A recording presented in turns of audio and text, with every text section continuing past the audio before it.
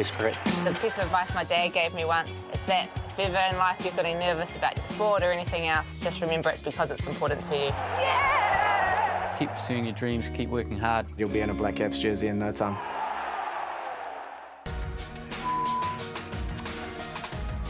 Nice conditions here in Wellington. Team photo for the Australian team. Done a good job getting back into this series after 2 early losses, and now New Zealand have to find some momentum in this series decider. Nice to see the fans back as well, which will give that New Zealand team a big boost, having that support of the locals. Sun is out, not as much wind as what we've had previously. Excellent conditions. Excellent conditions here in Wellington for Game 5 of this T20 series between New Zealand and Australia. It's a decider, 2-all, live from Sky Stadium. And 2 teams, 1 change for New Zealand. Mark Chapman has come in for Kyle Jamieson, and that means that there's more spin in terms of the resources for New Zealand. Australia unchanged, no surprises there. Australia won the toss and have decided to bat. Again, no real surprise there. Brendan McCullum and Rebecca Rolls alongside me, and good afternoon. No surprise Australia batting first after what we saw the other night. Afternoon, Craig. Brendan, definitely no surprise. Falls to New Zealand now to try and get this momentum back. The final decider of this rollercoaster series. We kicked off with a 53-run win, then a 4-run win, and then it's been all Australia, 64 and 50 runs respectively in the last 2 games here in Wellington. All set up for today. Tactical change from New Zealand in terms of bringing Chapman in, which is good. The conditions have really dictated that. Surface, it surprised everyone the other night in terms of the amount of spin that was generated by the spinners on both sides. Still a role to do for the seamers with the new ball. Tim Southey will open up for New Zealand. I think it is a good change. Chapman in. Australia had 3 spinners in the last game, and that made a real difference. Obviously, Ashton Agar's bowling well, but Glenn Maxwell, Adam Zampa, both very, very good bowlers, and really New Zealand struggled to come up with an answer. 25 only in the power play, chasing 200, always under the pump. Change the top quality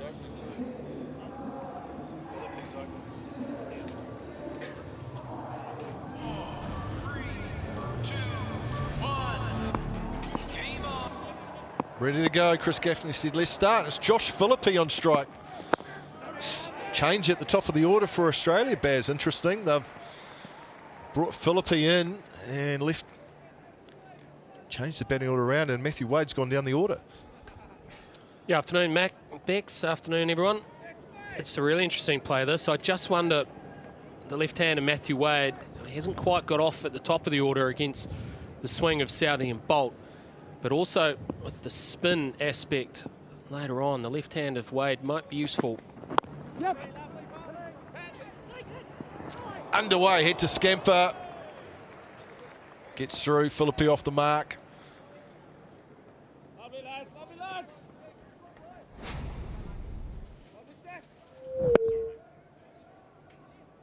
Nice soft hands. Good release. Santner too, it was in quickly. Big challenge for New Zealand today. These are the games you want to play, these deciders. This is what gets you up. Australia have done a great job getting back into the series, and now New Zealand, they have to bounce back and find something special today, a spark. Everything to play for both these sides.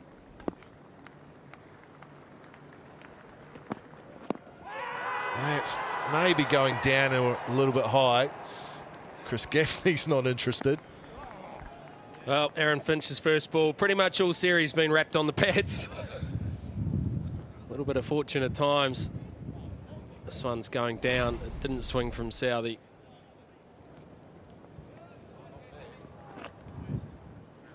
Might have just been clipping leg stump, but not enough for New Zealand to review. I really like the field New Zealand's operating with here. They've got 2 catches in place, 2 slips, They have a long off at the bottom left of your screen. Really encouraged. That's flicked off his toes, and that will be the first boundary. Aaron Finch is in good form now. Missed the first one, got the second one. Australian skipper leading the way. Yeah, it's no swing again from Sodhi. Slides down the leg side, and Finch, he is underway again. He has been a pillar of strength for Australia at the top of the order in these last couple of games. And such an important game. He is a huge wicket, and he's underway. Changing the field too now. Second slip was Jimmy Neesham. He's gone out into the offside. So just the one slip now. That lack of swing. The use of the feet and protection back now at square leg. The use of the feet there from Aaron Finch. We saw that used to a lot of success in the earlier games. He's starting very early with it today. Let's have another look at this LBW half shout, or full shout from Tim Southey, half shout from everyone else, just creeping over the top. Quite a margin in the end.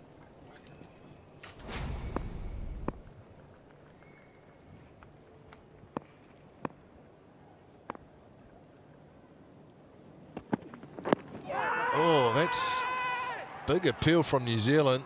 Philippi got a long way across. No review, 7 without loss after 1.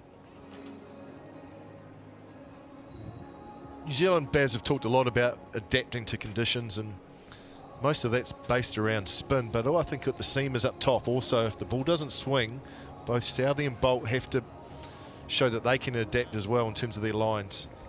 Yep, they do, but it's not going to be Trent Bolt. It's going to be Mitchell Sattner. I think this is a really good move from Kane Williamson. He will be the most dangerous bowler New Zealand have today.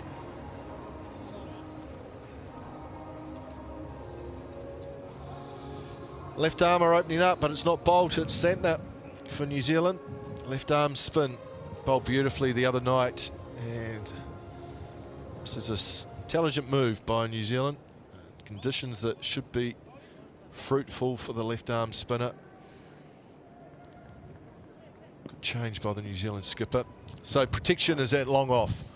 Martin Guptill at long off, and deep square leg as well.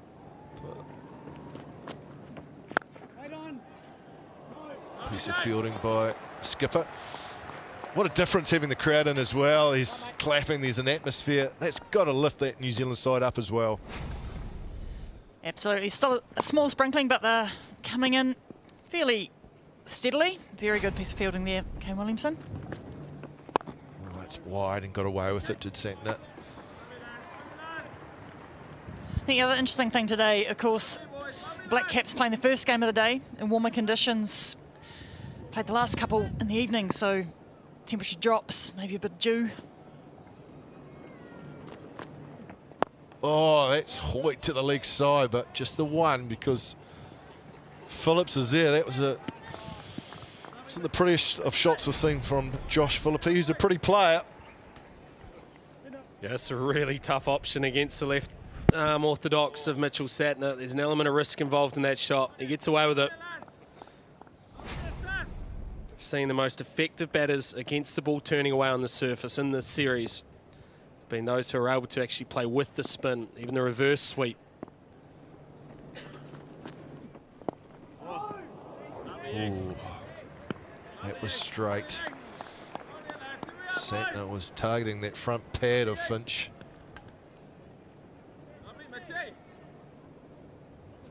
Interesting to see how Australia play and the degree of respect, I think, in terms of the risk taking. Just like that, he's looking for one as Finch, but finds mid-wicket. It's just a fraction full as well, Sattner. Moment, if you just drag that length back just a fraction, ask Aaron Finch to make a decision.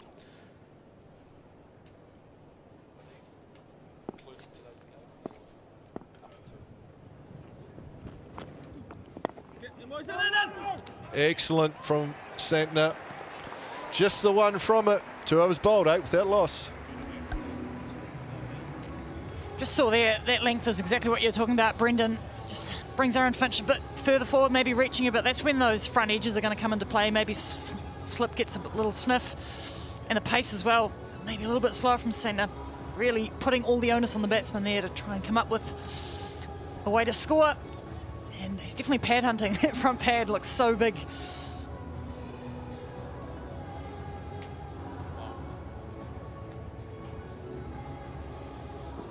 Change to the Australian batting order. Philippe's gone up to open from number 3, and Matthew Wade has dropped down the order. He could well float about anywhere in that top 6 or 7. Yeah, I think float is a good term because I'm not sure where he's going to come in. I think they might try and use him a little bit later when there is some spin on, of course.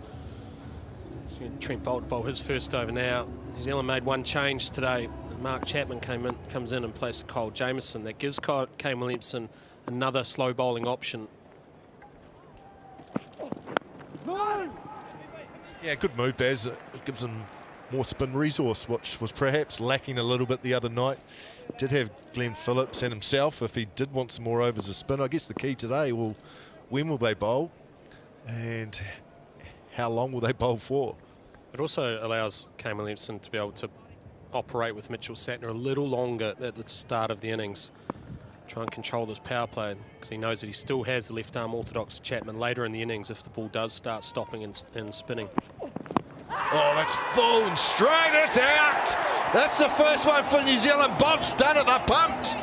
It was full and straight and Philippe played all around it. He absolutely played all around it, and Boult at his best. Beautiful pace, right on the money, full and straight. Philippe just too fast for him. Squared up, tried to hit it too square, but only succeeded in hitting the pad. Yeah, pumped the right as well. Trent Boult was pumped. He gave him a good send-off. New Zealand get their first of the day, and it is Josh Philippe. He departs for 2. Australia 8 for 1.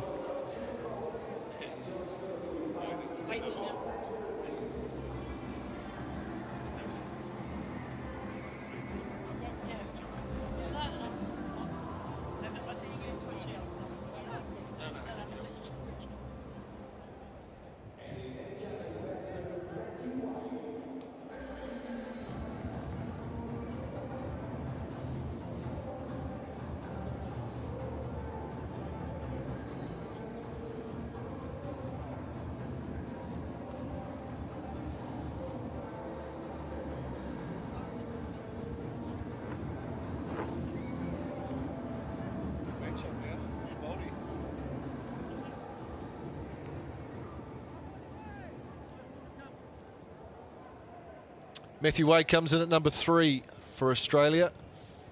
Straight swap with him and Josh Philippe today. Just change roles.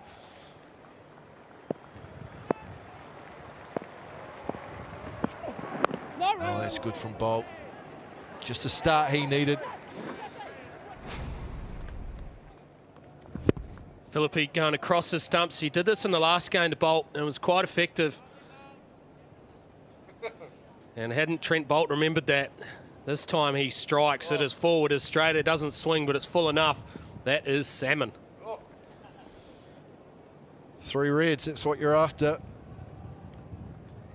Just the start, New Zealand are after. High fives all around.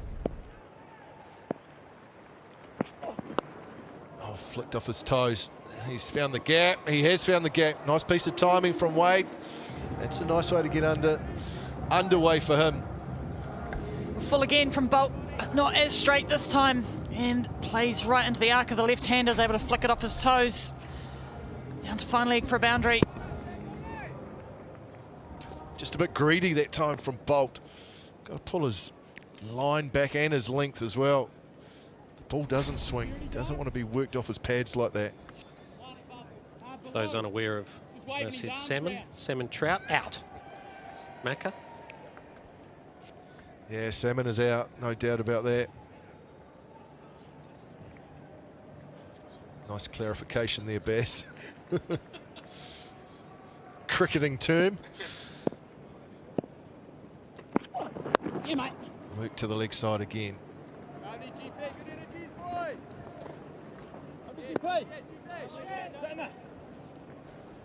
Not really swinging.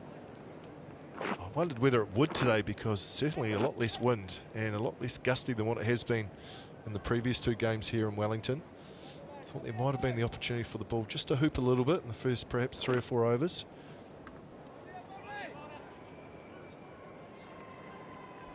Long off in play here for Aaron Finch, and deep backward square leg as well, the 2 fielders out. Just a 1 to that man on the square leg boundary. 3 overs bowled, 14 for 1.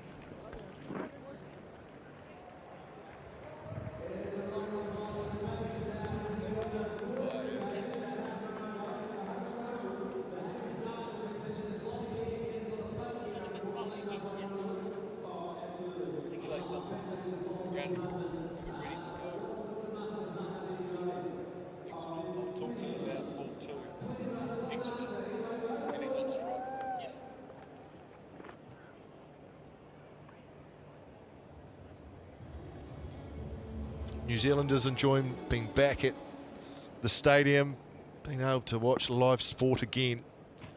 Good to see them in. Exciting day ahead. Oh, that's well bowled. Just a hint of turn there. There hasn't been anything startling so far. Finch wary of this. I'd say slightly more than a hint, actually. Oh, he's missed out there. That was a touch short. Trying to put that up in the stand. Didn't get all of it. I think this is a slightly quicker one from Satner, up to 97 k's an hour. It's a good length, though, because it asks a decision of Aaron Finch. Oh, that's up and over. That's a lovely shot. Got a little bit of flight, a little bit of width, and Finch didn't miss out.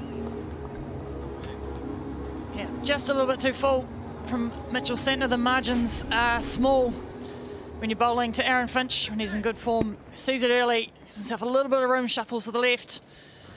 Just beautiful cricket. It's a lovely shot.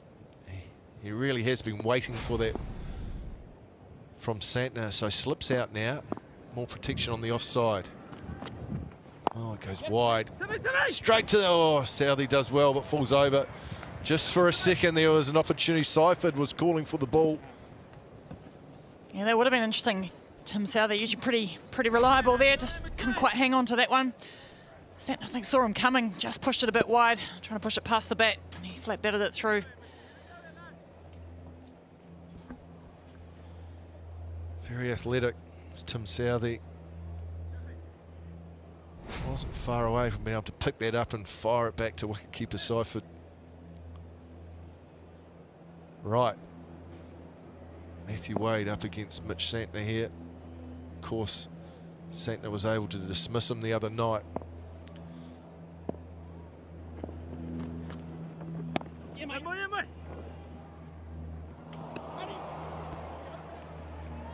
Misfield, and they'll come back for 2. Well, this is from the other night. This is the first ball that Matthew Wade faced from Mitchell Santner.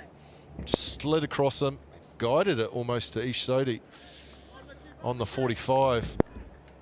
Extra pace, just guided it. Nice, comfortable catch.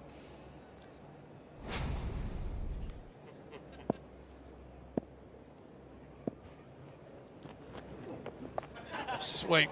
And he swept it fine. We'll run away for 4. Good shot from Wade. Nice way to finish the over. 25 for 1 Australia.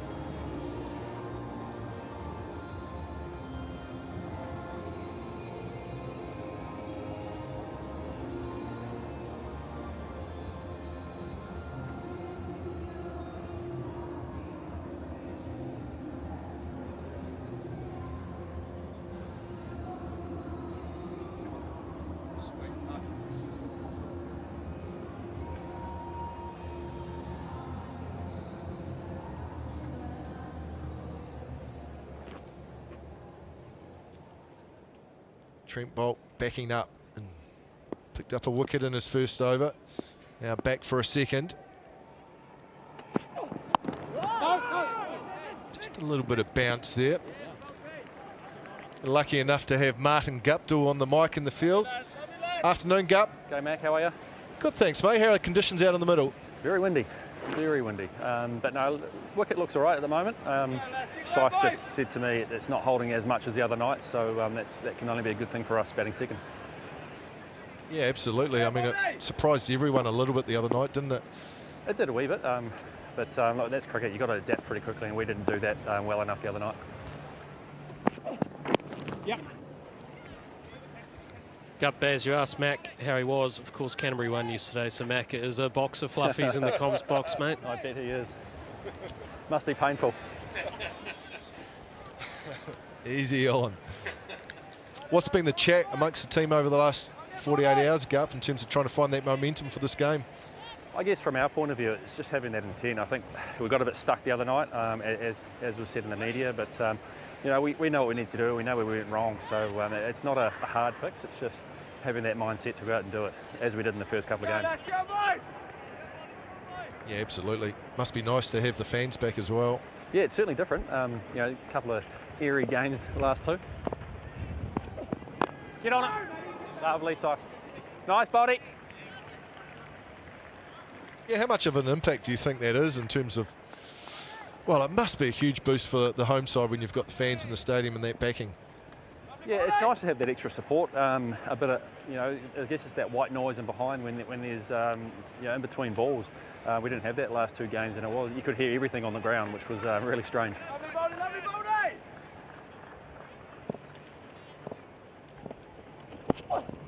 That's short, probably be wide. Oh, no. Thanks, Wayne.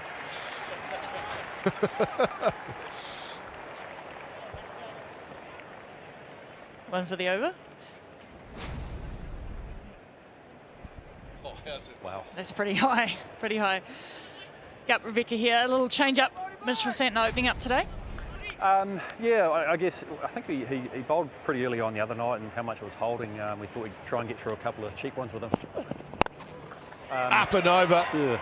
Wade goes up and over. He got that fuller length, and he's tucked into another boundary.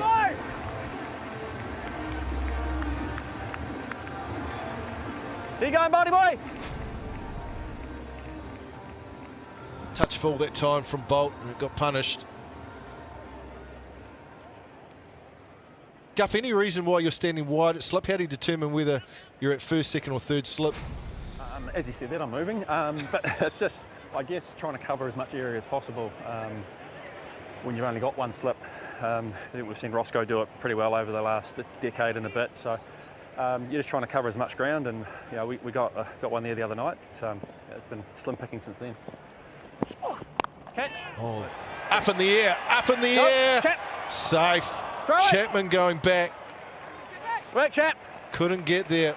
Thanks for your time, Gup. We'll No talk worries, a bit guys. later. Cheers. Thank you. 32 for 1.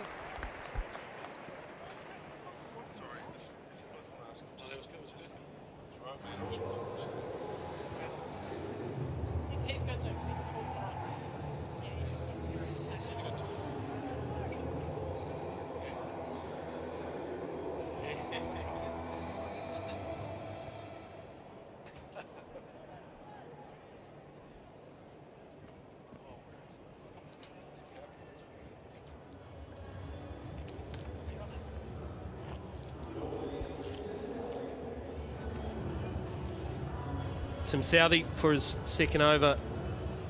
Change of ends for him. Last over of the power play for Australia to go ultra aggressive in this over. That's a nice shot down the ground. Good timing. Good work by the skipper.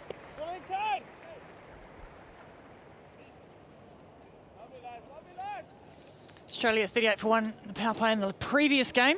On track for that again, but of course, the very last over went for 26, which made a huge difference to the total.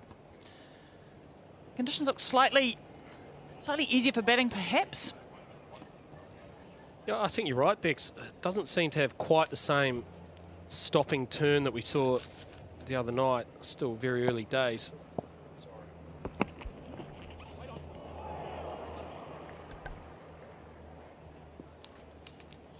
Slightly off course from Sodhi, but I think you're right. It just looks as if it's slightly easier to bat on. I guess we'll see as the day unfolds, but New Zealand, of course, playing the extra spinner. I'd imagine we'd start to see a bit more of the slow bowlers coming into play once the 6 overs are finished. Interesting to see what the leg spin of Sodhi can generate. Felt the other night that the left arm spinners who were able to get a bit more side spin on the ball and been able to dump it into the surface, they got the most out of it. Perhaps on this surface, the leg spin, the wrist spin of Sodhi and Zampa might be slightly more effective than the other night. Yeah, it's a good point, Baz. We certainly haven't seen the sharp turn that we saw the other night, which I think will give all the players confidence.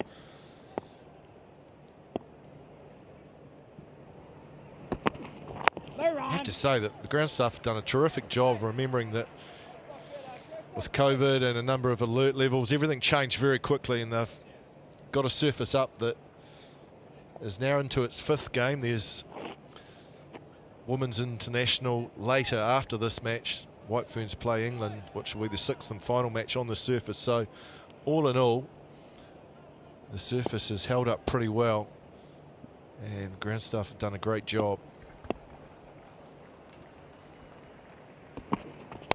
Oh, up and over. How far? Oh, that's close. Really close. Finch, anything full, he's looking to go after. Just closed the bat face and found some room at long on. I think he might have just dropped just inside the boundary rope. Just having a look here, but absolutely Finch saw that up and went for it. Heard Martin Guptill talk about the fact that it's not holding as much as it did the other night. Finch will have seen that too. Well, it is close.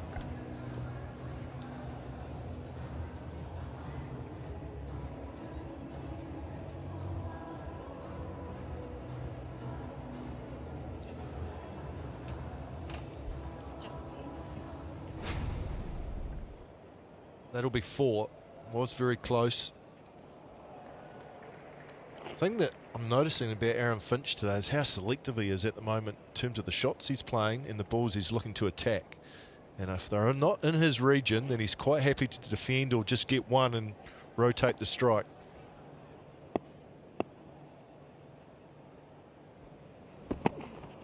That'll be wide down the leg side.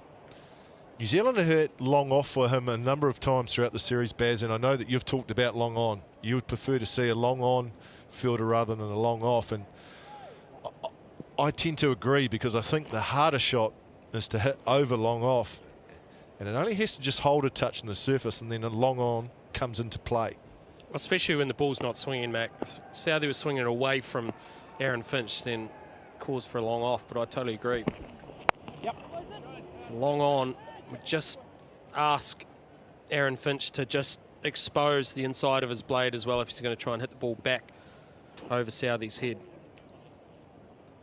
That one just looked like it sat in the surface a little. I noticed Tim Sodhi has bowled a number of cross-seam deliveries in this over. Just looked as if it just sat a touch. He could do with some runs, Mitch Marsh. Very good player, but needs some runs. Oh, that's full, and that's gone all the way for 6. It's gone flat, it's gone like a bullet from Wade. Nice finish to the power play for Australia. They're 47 for 1.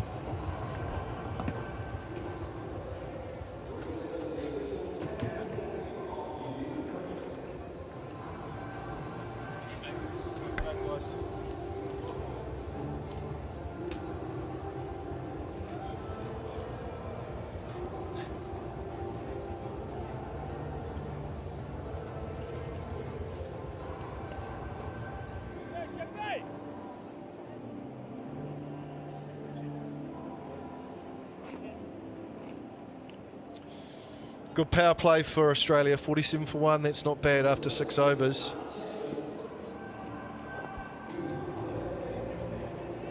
Time for a change upstairs. Stephen Fleming, Frankie Mackay and Scotty Stevenson. Time for a change downstairs with Mark Chapman into the attack.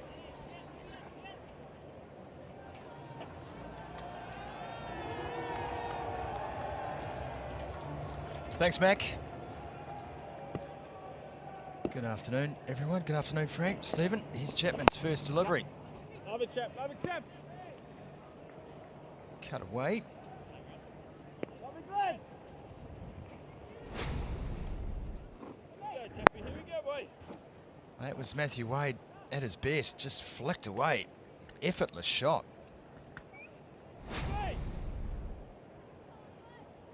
Anything full has been punished so far today.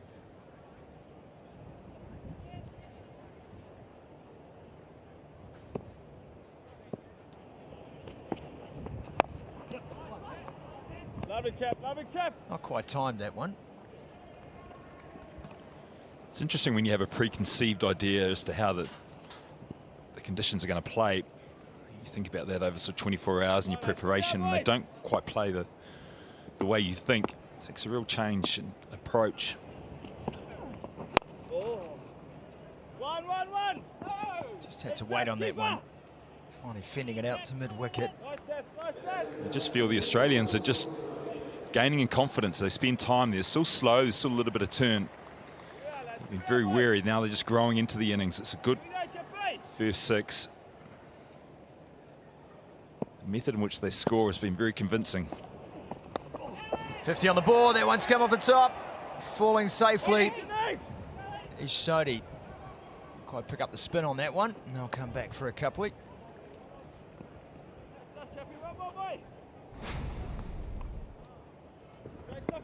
Just that little bit of extra bounce once again off the surface here at Sky Stadium. Seen it through the first couple of games played here.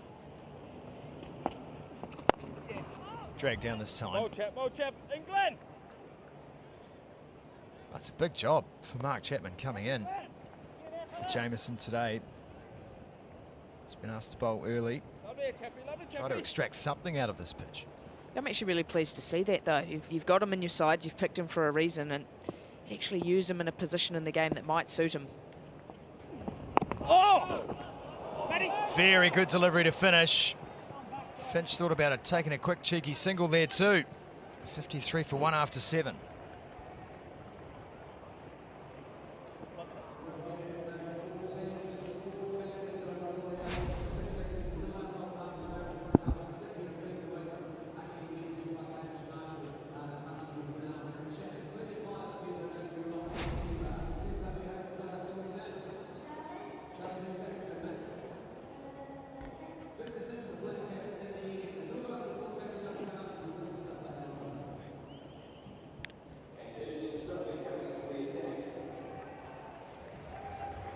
Sodhi into the attack now. So Leggy, 4 for 28 is best in this series, in fact. You look at the scoring rates between Wade and Finch. Matthew Wade obviously been given the commission to attack, but Finch has become very good at timing his innings. It's not a hurried innings at all so far, but he has the ability to accelerate too.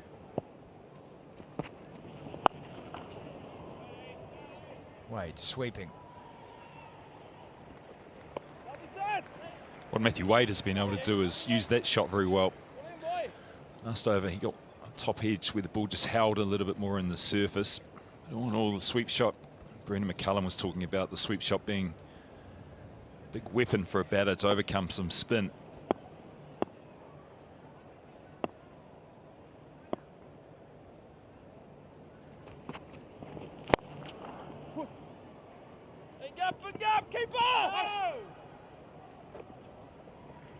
Some turn there for Sodhi.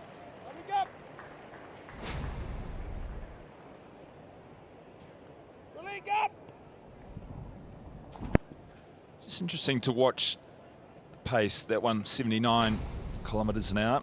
Chapman setting it up in the 90s. Sodhi much slower.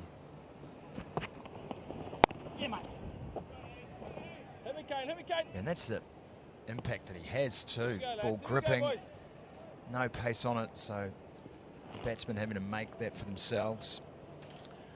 Well, they do, but sometimes if you're too slow, you get a chance to adjust. If you've got a bowler who's firing it into the pitch and then it slows up, it's very hard then to get your timing. Boldies, boldies. That one's full. Chipping down to long on. The challenge for Sodhi is he does bowl slower, but it's finding the pace where it is getting the batters to feel for the ball. If it's too slow and they can sweep effectively or come down the wicket, it just nullifies the effect that the pitch conditions can have. We get a little bit more turn, but I think the biggest threat is the lack of pace off the surface, which is causing problems with the timing. Sodhi goes wide this time to Wade. Tactic that we've seen from him, and that is the 50 partnership on the board for Australia. Wade and Finch doing a job here.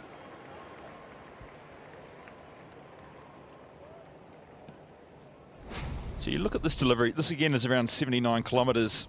It's a chance to get back and wait. It's slow, but a chance to get back.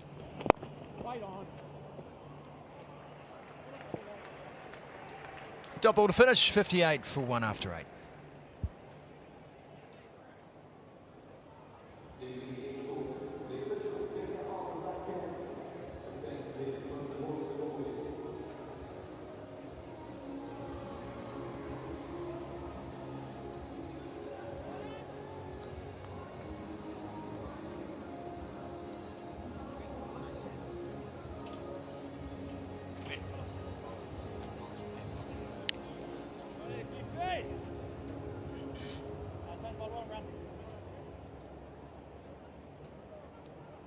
Well, the strangeness continues here. Glenn Phillips gets a chance. Mark Chapman, who's just bowled his first over for New Zealand in T20 cricket. Glenn Phillips in his 23rd match. First time we're going to see his off break.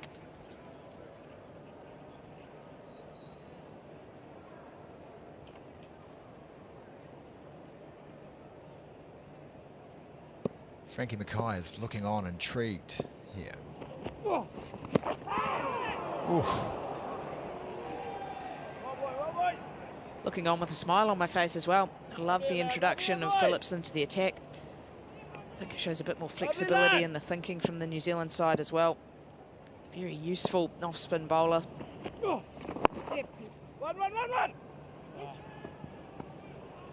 We talk about the pace that the bowlers can utilise, either that quicker pace or that slower pace being really important on a surface like this. And Phillips is someone who does like to bowl on that quicker end.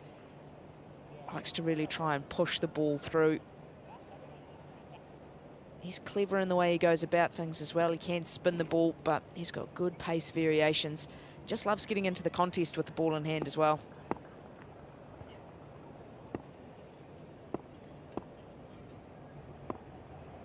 Well, he's no stranger to being behind the stumps. Glenn Phillips, and that one has been absolutely cracked.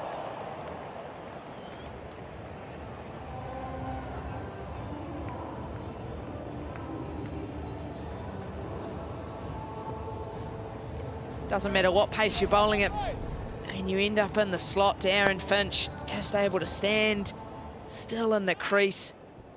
Gets underneath that ball and deposits it 92 metres into the stands.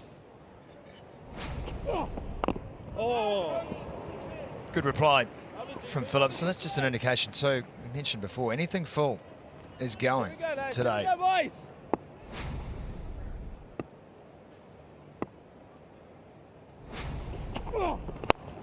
Lovely boy, lovely boy. Coming down long off, just take the single.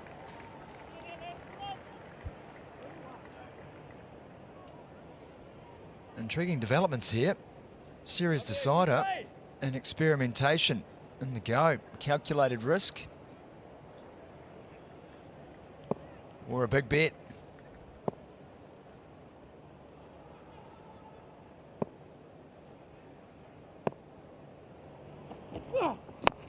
Lovely boy, lovely boy. 3 dots in the over. 8 runs from it. 66 for 1 after 9.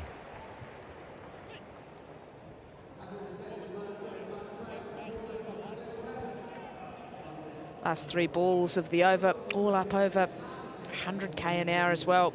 Really looking, get pace on the delivery, make it hard to score. It's always a hard one as well as a batsman. The part-time bowler in your eyes comes on, a little off-spinner to go with it as well, and all you want to do is put them into the stands. Good gamble from Williamson to try and pick up a wicket.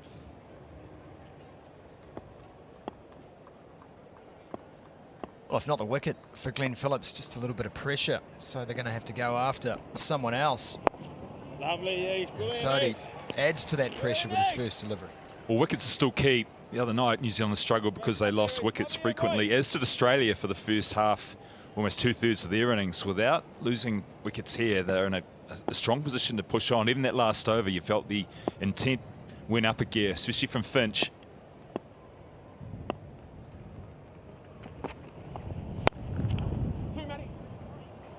Easy pickings. Has he found the gap? Yes, he has. Wide and slow from Sodhi. I just think it's too slow from Sodhi on here. It's just giving the batsman time. Look at the time Finch has to place where he wants to put the ball. The accuracy was there, but look at him wait, power. So it'll generate. It's just a bit slow off the track, giving him time to get back. Wait on! In set. Here we are, lads. Downside as well of that slower pace is possibly gives Australian batsmen a chance to readjust. You might get them to make the mistake. They've actually got time to adjust off the surface. Oh, that's lofted. In the money here, maybe. No. Straight through. Sodhi was there. Thought he was under it. Just couldn't make the ground. Off the bat, I thought Finch was in trouble here, but the ball just seems to keep just shaping away from Sodhi. Ends up going with the one hand. Slap of the ground, knows he could have gone with two there. Did all the hard work to get himself in the right position. Just a complete misread from Sodhi. Yeah, have a look, he changes angle momentarily, thinking that's where the ball's going, and as you mentioned, Frank, it just drifted away. We just hesitated. Just lying it, I've got all sorts of trouble.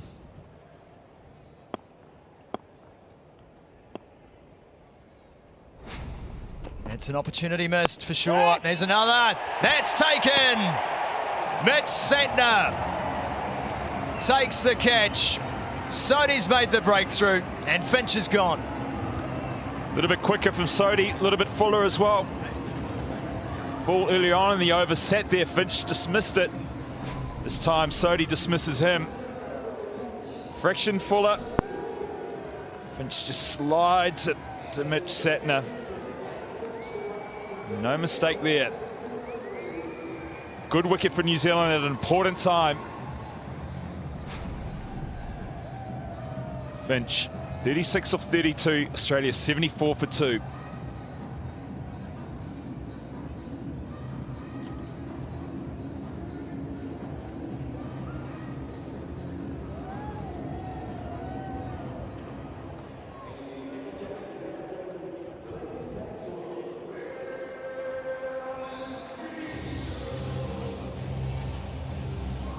Big breakthrough that. Aaron Finch will be devastated with the shot. He had to that point, played every ball on its merits.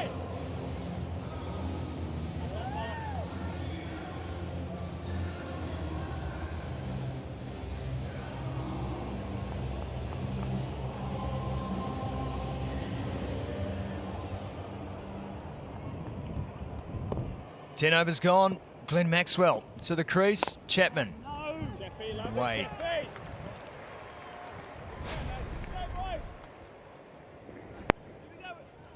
Just that slightly quicker pace, meaning that Finch lost a little bit of control on the shot. One. Sweeping, but no timing in the shot. Just a single taken. It's well bowled from Mish Sodhi.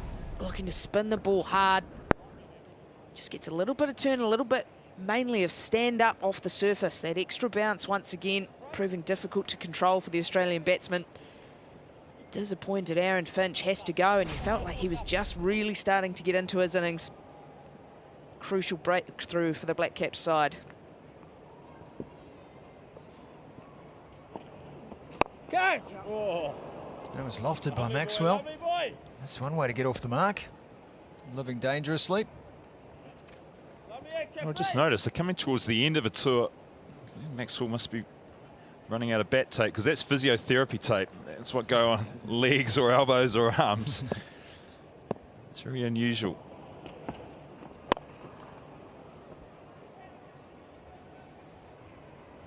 Tidy this from Chapman. It's good in his first over. He's backing that up here. Lovely Chappie, lovely Chappie. Benefits from having the new batsman at the crease too, so naturally the momentum is slowed somewhat.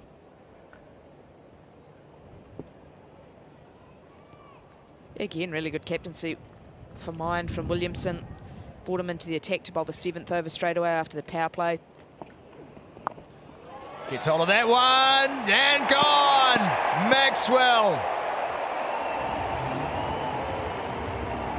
What was he thinking?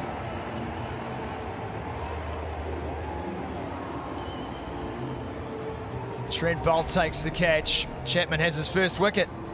He got to bowl the first over outside the power play and then gets the opportunity to bowl at the new man as well. Nice and straight to Glenn Maxwell, invites the sweep, which has been difficult for all batsmen to play early in their innings. And it is no different for Glenn Maxwell. He has to depart with just one next to his name in Australia now, 77 for 3.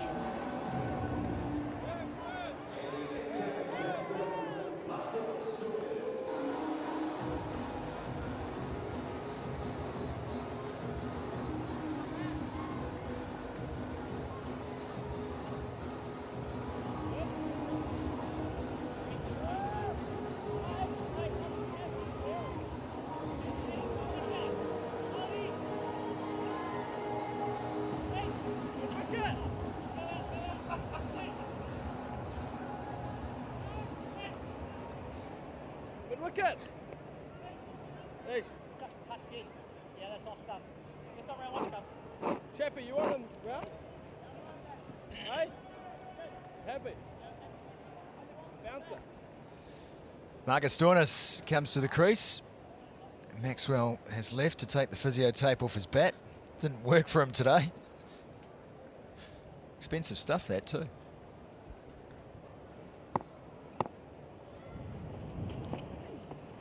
Catch it.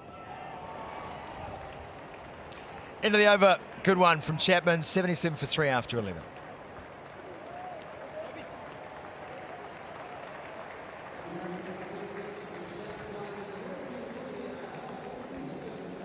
That's a great moment for Flynn. Thrust into the team. Selected for the decider. Gets handed the ball to bowl his first overs in T20 Internationals for New Zealand. He has bowled for Hong Kong before. And takes a crucial wicket. It's not a bad return. Well, it is a crucial wicket. I mean, Maxwell's the type of player, 5-6 overs of his batting on here could take the game away from New Zealand, so it is a crucial wicket. It's a good way to get into the game as well. One of the challenges when you're just sitting on the fringe is staying match ready. You get your opportunity. Most times thinking about the batting aspect, but the bowling can do the same for him. They're going after Sodhi, and that is into the stands for 6. Matthew Wade takes him on first ball. It's been an excellent innings this from Matthew Wade. He's been a bit short of runs, but his intent and the areas he scores, tailor-made for this type of situation. Up and under, good power. Oh, lovely boy. Hit me. Quick single had to go. Direct hit might have been close. Lovely nice, lovely nice. Go on, lads. Here we are, right, boys.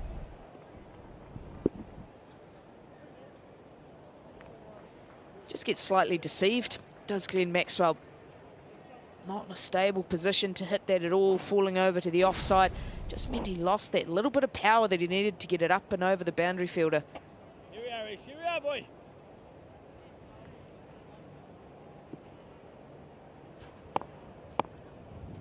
Trent Bolt was fielding in that position.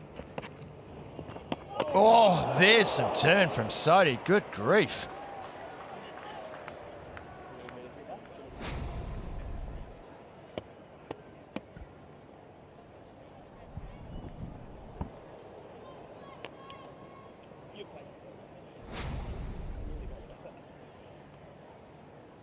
That is a hectic delivery to face early on or at any time in your innings.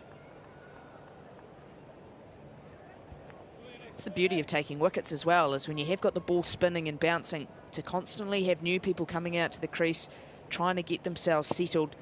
Very, very difficult proposition. Right there. Lovely, Lees. Lovely, boy. Trent Boult taking a good catch to dismiss Maxwell, but also showing he is well and truly in the game at all times here. One-hander off the stand. Backyard cricket, that's out for sure. And Bolty, hit me, Bolty. Lovely, Bolty. Run rate since the power play, it's been a combination of Phillips, Chapman, Sodhi. Has dropped under 7, so it has put the brakes on. Yes, there's been the occasional 6 hit, but it's to be expected. Yeah, mate. And GP.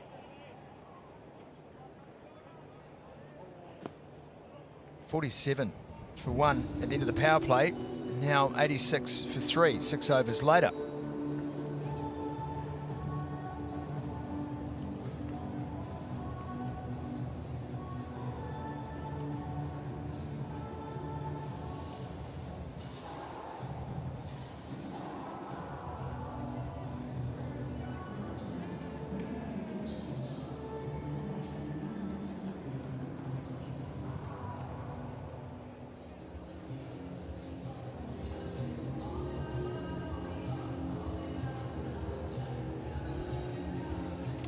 Josh Philippi elevated today to the top of the order, but could not survive long. 8 balls he faced, just 2 runs trapped leg before by Trent Boult.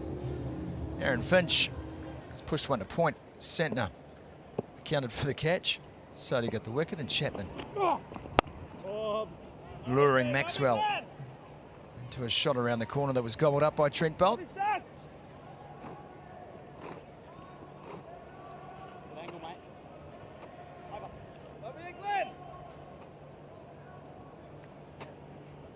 This is the tempter over here from Phillips. Stoinis, big hitter, Wade in and set. Are they prepared to take a risk? Straight down the ground, here's another chance. Over the top it goes. He was hustling Devon Conway, just couldn't get there. And the tempter was there, and Stoinis has gone for it as well. For a long time, looked as though Devon Conway was in the action. Dives away to his left, gets a fingertip on it as well. Could have very easily had Australia 4 down. Look how far from the boundary he is, running around.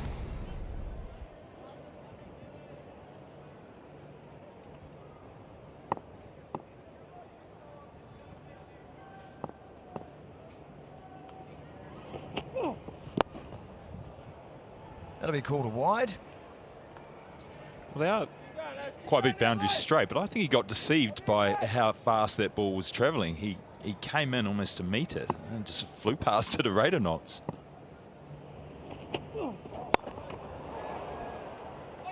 Well, that's dispatched, and rightly so.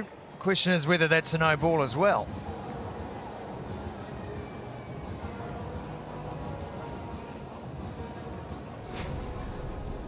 Yeah, trying to push it through. Just got it wrong. It's very high. It's well dealt with by Stoinis. Got good power. It was awkward. Just carved it over point.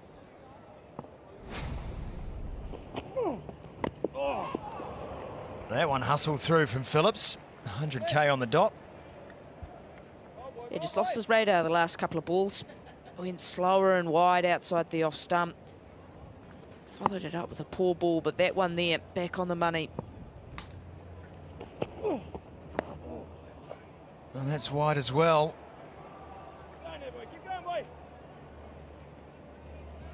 Just trying to bowl the wider line to keep the slog sweep out of play. Try and limit Stoinis to hitting on the offside. Anything straight, either feeling Stoinis will want to put it in the stands.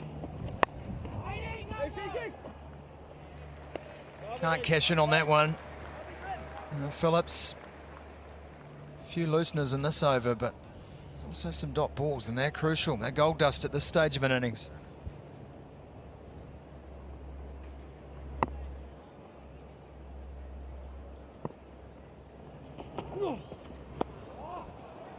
Well, it's going to be a long over.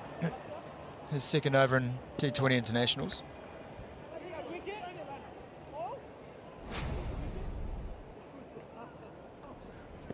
Geez, that's close to a no ball too. Only just sneaking onto the cut strip.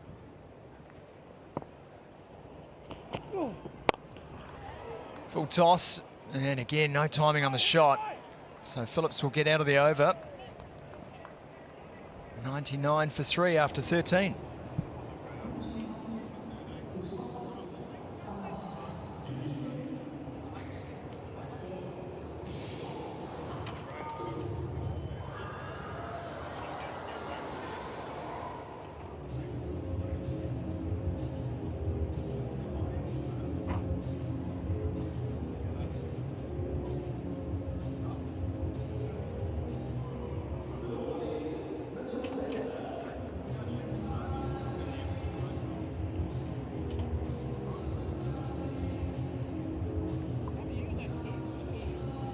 Predicted scores, Australia can go at 10 and over from here, gets them up to 169.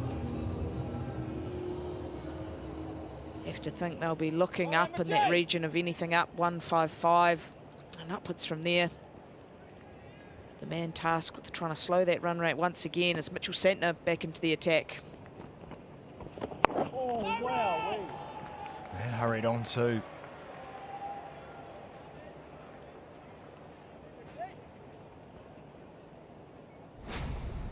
Rose sharply on him, this delivery. Beautifully angled in and then straightened.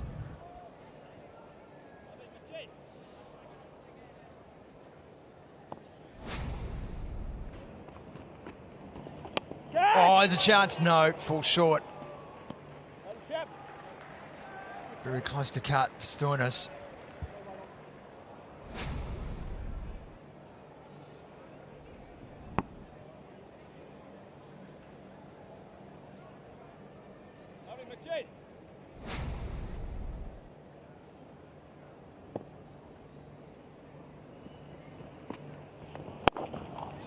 Gave himself some room this time, Stoinis. And that's the 100 on the board for Australia for the loss of 3 wickets.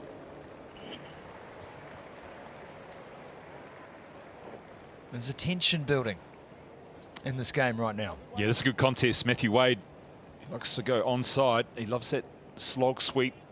Mitch Santner, just watch him try and take the line a little bit wider outside off stump. Similar to what Phillips was trying to do, from around the wicket, go across outside off stump, try and get Wade hitting through the offside rather than his favoured slog sweep.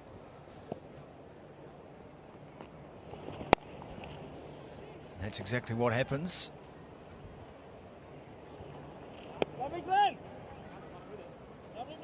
Just 2 runs from the over. Now the question becomes, does Stoinis go after this delivery? Does someone go after Santner to finish the over? Just maybe to create that momentum again, or do you see him off? Oh. Stoinis is not enjoying this. A beautiful bowling from Mitch Santner. It's the ability to vary his pace. Maybe a little tickle on that one as well, perhaps. Good strategy to Stoinis, just cramping him up.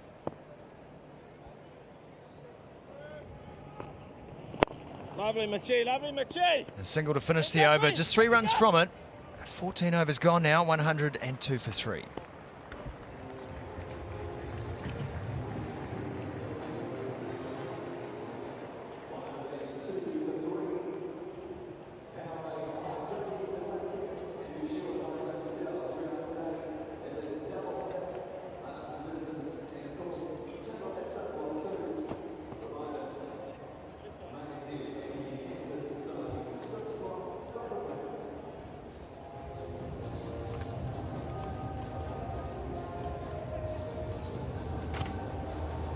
Time for the introduction of some pace now by the looks. Trent Boult getting the ball. Time for some pace in the commentary box too. Craig McMillan, Grant Elliott, Rebecca Rolls. Thanks, Sumo. Oh, it's been a spin feast from New Zealand. 10 of the 14 overs have been spin. Time for a change. Trent Boult has bowled the 2 overs, about to start his 3rd. Bit of a launching pad here for Australia. Plenty of wickets in the shed. Opportunity to go hard over these last 6 overs.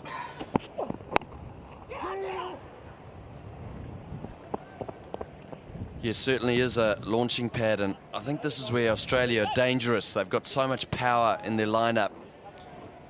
When they go into these death stages and they've only lost 3 to 4 wickets, this is the position they want to be in. Someone in there on 40. The power of Stoinis, Mitch Marsh, and the likes of Ashton Agar, left-hander.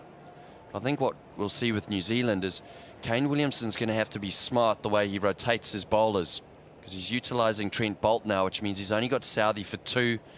There's going to be some spinners that potentially will have to bowl in these death stages.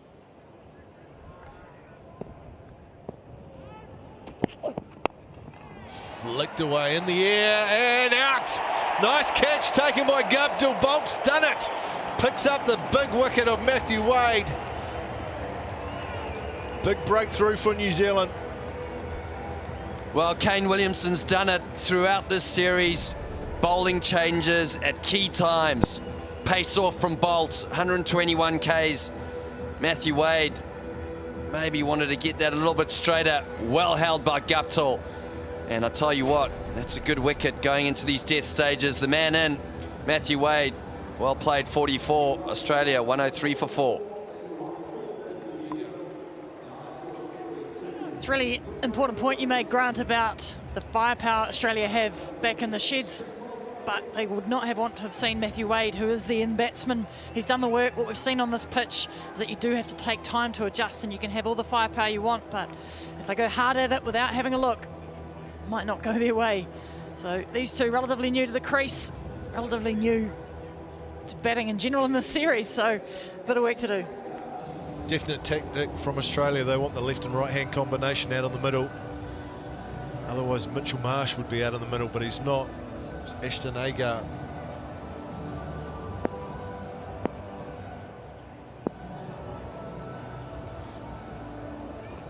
Left-hander Ashton Agar comes in, replaces Matthew Wade.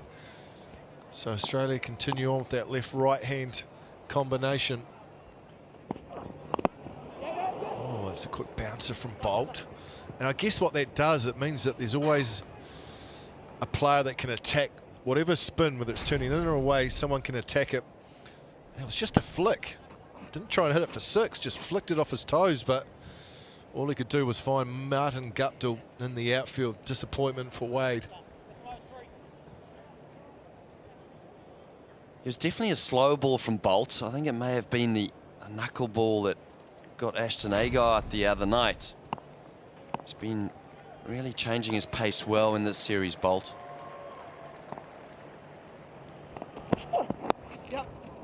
Agar underway. Good work by Tim Southey down at fine leg.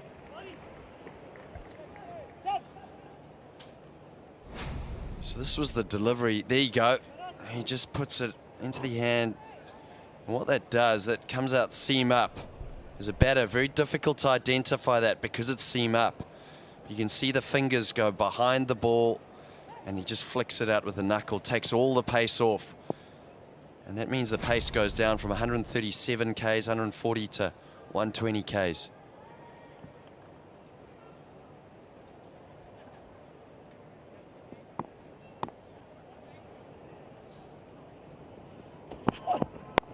Oh no!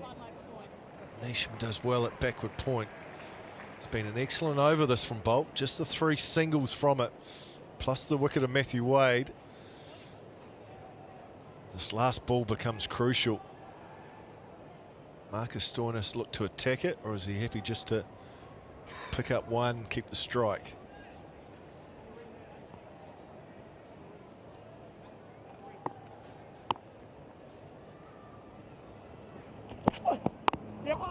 Happy with the single. Agar has to go. Neesham couldn't pick it up. There was an opportunity. 15 overs bowled, 106 for 4.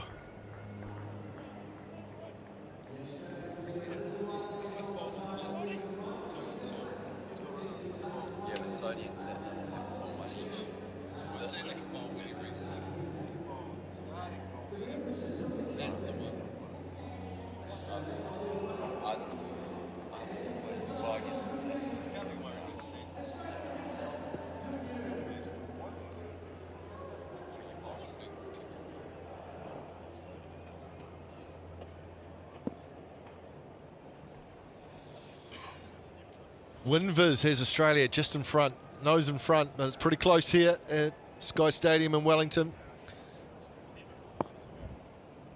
Mitchell Santner into his 4th and final over for New Zealand. In the air, good placement from Stoinis. Just the one, Chapman does really well. This is the matchup here. The left-handed Agar up against the left-arm spin of Mitchell Santner. I think he's swinging here from ball 1. This is the matchup.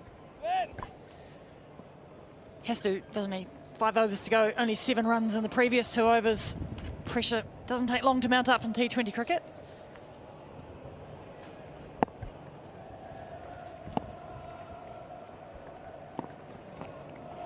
Oh no, happy with 1 to the leg side. It'll just be 1 because Martin Guptill's down at long on. Definitely is a matchup, Macca. And we saw the first ball there. Shows his intent, but along the ground, maybe he wants to get himself in. But I think something that's relevant here is that Sodhi's got 1 more over. So perhaps if Agar sticks around, Sodhi bowls the next over. Either be Santner's over or Sodhi's over. The reason he's been sent in to attack those bowlers. I'm not sure Australia can afford 2 cheap overs here. Previous over went for 4 from Trent Bolt. I just don't think they can afford to have another over of 5 or 6. I think they have to be a bit more aggressive. Surely this is the matchup here. Played behind point. Again, just another single. This is good from New Zealand. Well, you always talk about totals, and I think the surface is different compared to the other night. 156 was obviously clearly a winning total for Australia. They'll be looking to maybe try and get close to that 160 mark. They're going to have to go over 10 and over to get there. Wow. Good pick up. It's only been singles in the last 3 overs. No 2s, no 4s. So New Zealand have done a great job of restricting here and shutting off those boundaries, which is just pulling that Australian total down, Grant Elliott, which is exactly what they want to do. 5 singles from this over. Can he finish it off? He can. Be another single. It'll be 6 from the over. Australia 112 for 4. Well, what a spell from Santner. 0 for 21 or 4 overs. He's done his job. He's finished his spell. Kane Williamson will be happy with that. Surprised that he bowled that over. Thought maybe they'd bowl him later on in the piece. I think he was chasing that extra cheap over, as Craig McMillan called it. Let's have it now. Leave them 4 overs to get whatever they can. But when you win the toss and bat first, and you're only 4 down, 4 overs to go, you want to be going big from here. 4 overs left. Tim Southey back into the attack. Mitchell Santner's done a good job. There's 4 overs, none for 21. I think it was a plan by Australia to show him the respect and just happy to nudge him around, not really look to attack him, but they have to attack someone here. Could well be the seam as Bolt and Southey that they look to go after.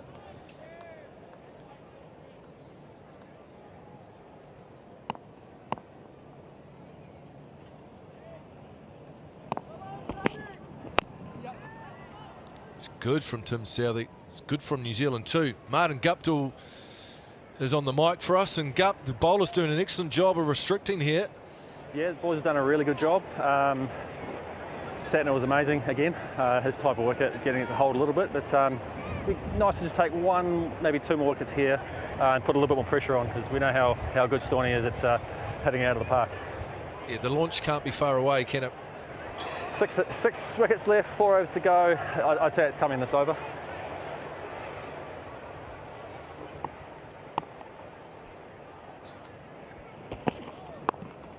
Bowled. It's good. That's a dot ball. It's like gold. Excellent from Sodhi. Hey, Gup, it's Grant here. Hello, Grant. Hey, are you still doing the mid-off to mid-off run? You mean long off to long off? Long off to long off. off. It's a long way on this ground. And the reason why you do that, just for the viewers, is you obviously want to get your best fielders straight at this period of the game. Yeah, we seem to have been getting hit square a wee bit though, which is a little bit frustrating on these smaller boundaries. Oh, that's up. That's straight up. Devon's got it. Come on. Straight up and down. Conway got steady. Bust through his hands and a chance goes down. It's a big one.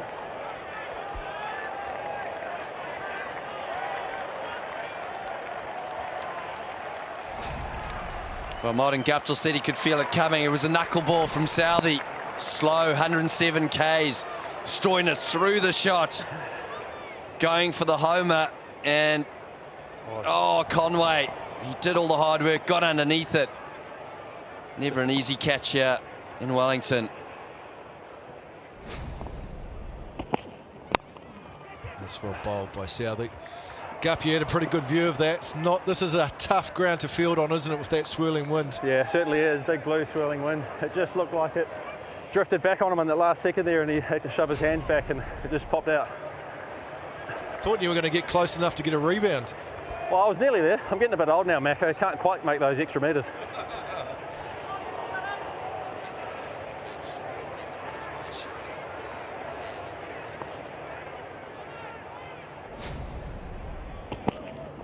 Oh, that's gone a long way back. He is very strong as Marcus Stoinis.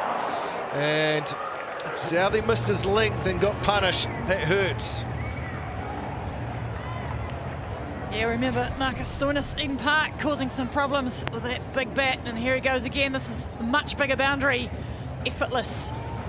Slow ball, 90 Ks an hour. Stoinis read it, pumped it long. Thanks for your time, Gup. Cheers, all the guys. best. Thank you.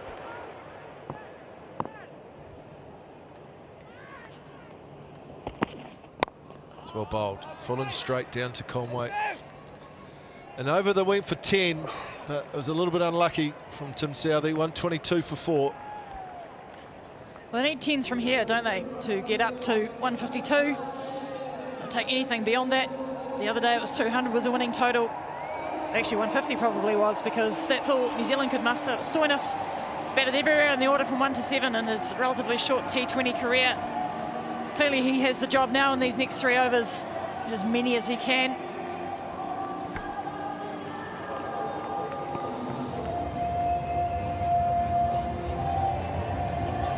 Australia set up to launch in these final 3 overs. Stoinis and Agar still got Mitchell Marsh to come. Plenty of power for Australia as they try and push towards that 150-160 margin. Sodhi,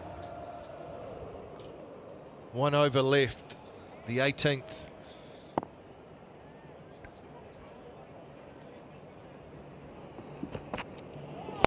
That's a full toss. It's a full toss, it's out! Gone all the way to Guptill it, long off. Safe pair of hands, and that's a huge wicket for New Zealand. Stoinis on his way. He'll be filthy with himself missing out on this one. Eyes would have lit up. 18th over full toss. I think all your dreams have come true, but Sodhi, he wins this battle. Slightly wider, that might have been the problem. Martin Guptill, safest pair of hands. On the T20 side today, Marcus Stoinis has to go.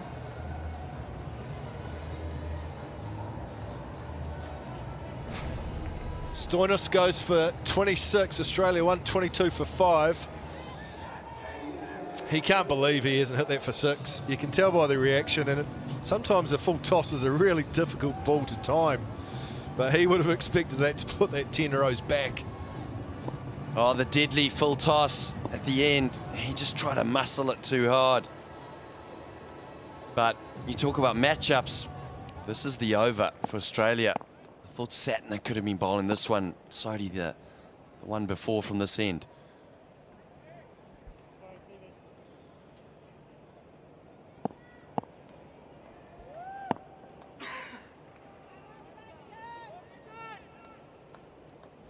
Australia's run rate 7.11. Mitchell Marsh comes in at number 7. A lot of power there. 10 fours, 4 sixes so far in this Australian innings. Good start to the over by Ish Sodhi. Oh, it's another full toss. Oh, we might have a replica to repeat. Guptill! Long on, that's 2 and 2 for Sodhi. He's on a hat-trick. Will he go for another full toss? Well, take the pitch out of play. Just bowl full tosses. Sodhi, 2 in a row. This one, it was there to be hit. Agar picked the mid-wicket boundary. Didn't get enough blade on it. Modern Guptill, safe as houses. Australia had an opportunity there with Stoinis and Agar. Agar now leaves for 6, scores 122 for 6. So we're talking about when batsmen lose their wickets cheaply and early. No time to assess the conditions, though. 2 full tosses, not many conditions involved there. Hat-trick ball.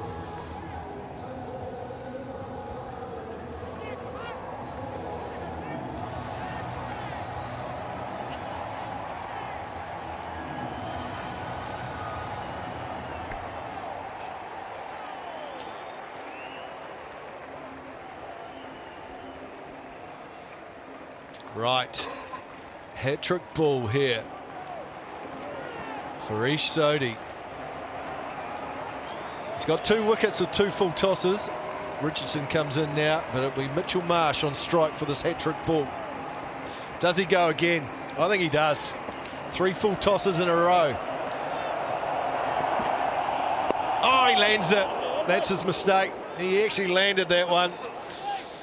The winning formula was the full toss. 2 big wickets to start this over. Well, that one was knee height. Stoinis just trying to muscle it. Didn't get enough on it.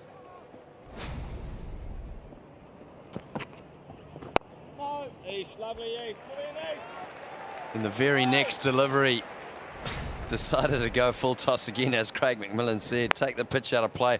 That was a little bit higher, almost waist high. And again, Guptill, he's safe. He's safe in the field. Oh, that's well bowled, just the one. What an over this is for New Zealand. The 18th over, it's gone for 1. There's been 2 wickets. You have to say there hasn't been a lot of intent. And that was the hat-trick ball, which was pretty well bowled. Your stock standard leg spinning delivery. Couldn't find that 3rd wicket. Just the one, because Phillips is racing in. Put the afterburners on. Great over from Ish Sodhi. 2 wickets, 2 runs, 18 overs bowled, 124 for 6. And that was New Zealand's 12th over of spin in this innings. That's the most I've ever bowled in a T20 international. Previously it was 11 against England, the 2012 World Cup in Kandy. So quite a difference. Sodhi's done a terrific job. 3 for 24 from his 4 overs. 4 spinners used by New Zealand for a total of 12 overs. Southey and Bolt have an over left, and you would think that that's where New Zealand will go to finish this innings. Bolt's been very good, 2 for 16 from his 3 overs. The most overs ever bowled in a T20 international. New Zealand have gone with 12. What's the most number ever, do you reckon? Picking a number of spin.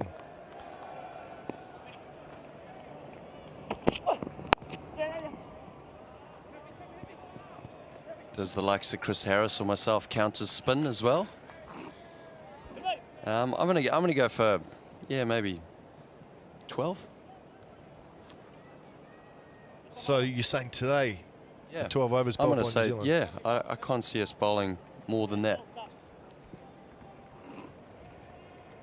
Worldwide, you're looking in India,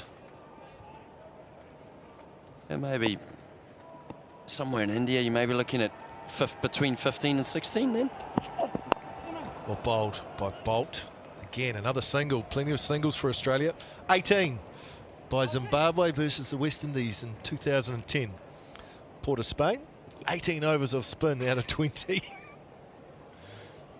Must have been a quick game. I hope the seamer's got the first 2 overs with the new ball.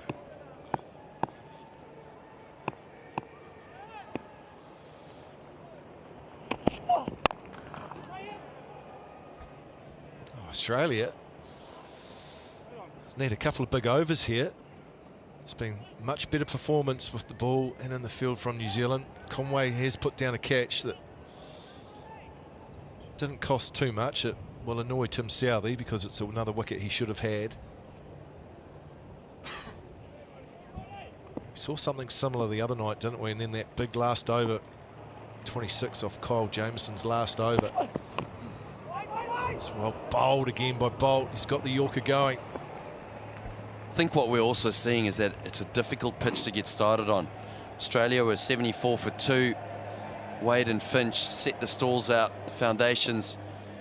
And ever since then, we've just seen small partnerships, and those partnerships getting broken fairly easily. They haven't been able to get the momentum going into these last death overs. Yeah, 3 scores over 20 for Australia, but nothing real substance. Oh, how much of that has he got? Yeah, he's got enough. He's powerful. It's gone all the way. He's gone all the way. That time, Bolt gave Mitchell Marsh a little bit of length, and he made the most of it. This is the job Mitchell Marsh has been sent out to do. And what he so often does, that power. Had to fetch it from quite a wide angle. But Bolt just a little bit too full there. Mitchell Marsh dispatches it. Yeah, you wonder why he went away from the Yorker. The Yorker had been working, get under the bat. Don't give him any length for that power. Better. Good execution by Bolt. Pretty good overall round. Just 10 from it. Australia 134 for 6. 1 over left. Rebecca, where does this game sit? New Zealand have got to be pretty happy, assuming Southey bowls this over. Be a good test for these two. In fact, New Zealand in general, you could be argued death bowling hasn't been a strength. A good test today, so far so good. Ish Sodhi, what a performance, came in on 10 wickets, has 13 now. Highest wicket taker in the series, has set this game up for the Black Caps. You'd also say almost the same blueprint as the other night, where New Zealand are. It was just that 1 over, which was the last over from Jamieson. So they're poised at 134 for 6, but 1 big over could blow them out to above that 150. And the importance of having a set batsman in for that over is the one thing they don't have today. Yeah. Southey with the last over. He starts with a wide down the leg side, looking for that Yorker in at leg stump. Just misses a touch. There's only been the 1 big over of 15 in this innings. And it's those big overs that blow out to over 12, 15 in the innings that can get you those formidable totals. So every bowler out there is under pressure. They've all responded fairly well today. Satner and Sodhi, standouts. Oh, it's full. It's high. Swung away to the leg side. I'm pretty sure that's going to be a no ball, so there'll be a free hit coming up. Fortunately, it's not for Mitchell Marsh. He'll be disappointed about that. It's going to be Jai Richardson who gets the free swing.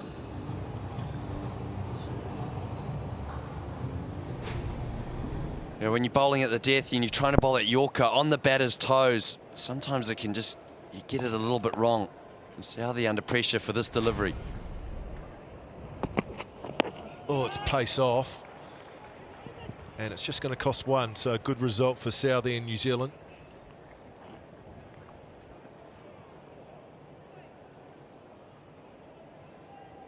It's a good point that there's not someone set who's been in for 40 or 50 balls like there was the other night with Aaron Finch, and he made the most of that final over. So that's to New Zealand's advantage.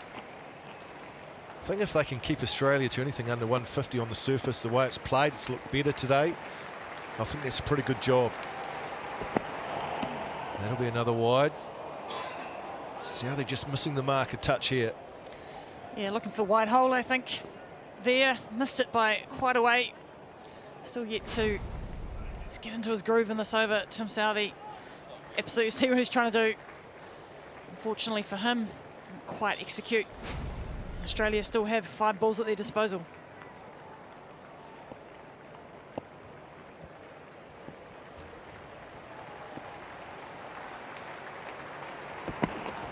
Oh, he knocks him over.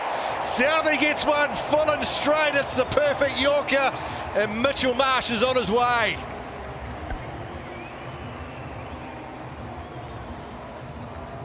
Well, this is the experience of Sodhi. There's pressure on him. He's bowled his first couple of deliveries, lots of extras. And now, just when the team needs it, he needs a Yorker on target. And that is perfect from him. Experience and skill of Sodhi. Mitchell Marsh has gone for 10, scores 139 for 7.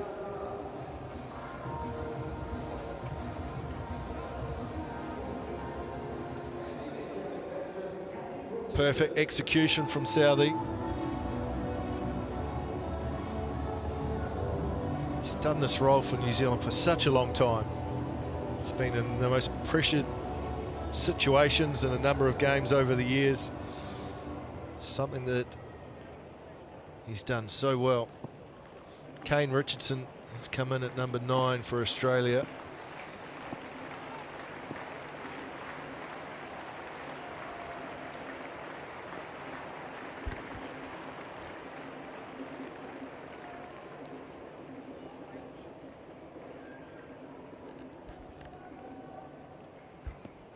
Kane Richardson, he's got 4 balls left. It's been a long over. It's been a lot of extras. It's also been a wicket. Sodhi still 4 balls left. Goes full and straight. Just the one, so good result. This was the wicket. It's been an indifferent over. Great angle there behind the bowler. We saw the other night, you have to be perfect. You don't get it right in this situation in the game, you can go the distance. It's perfect execution. That's exactly where you want your Yorker. Doesn't get any better than that from Sodhi.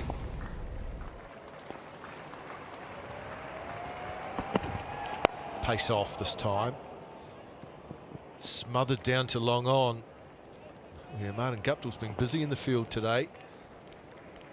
Mackie, you spoke about a score under 150. I think that New Zealand will be happy with that.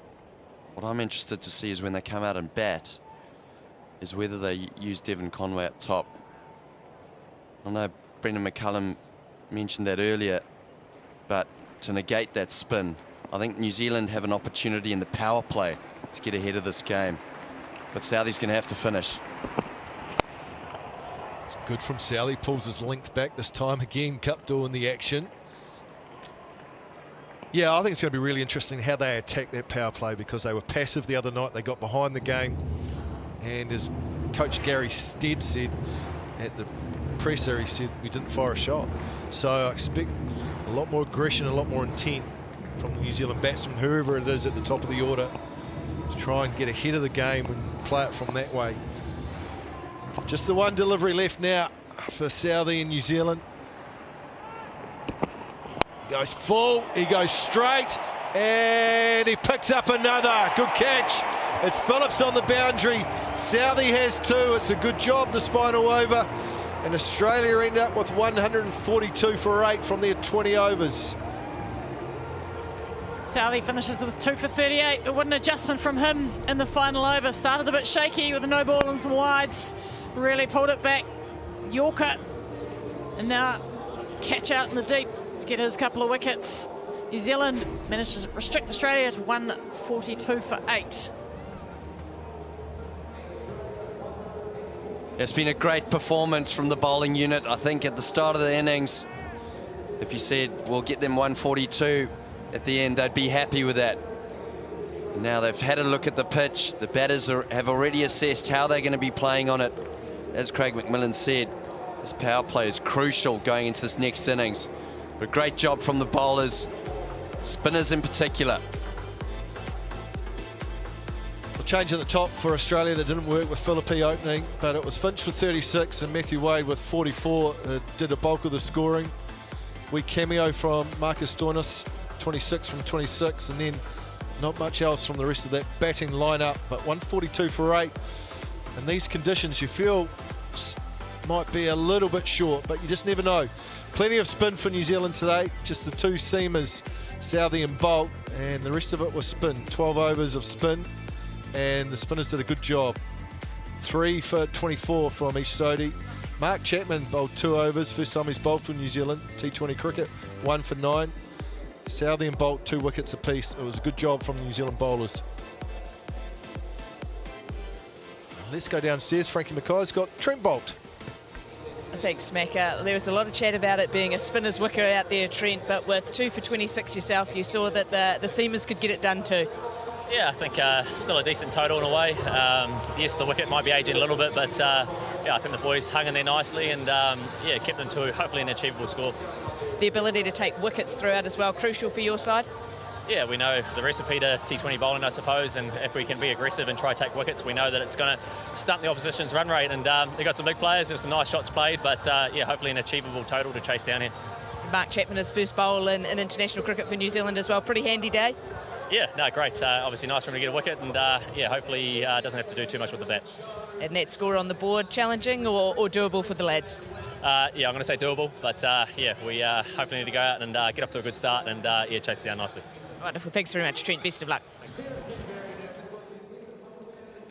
That's New Zealand's target. They need 143 from their 20 overs at 7.15. It's going to be an exciting chase.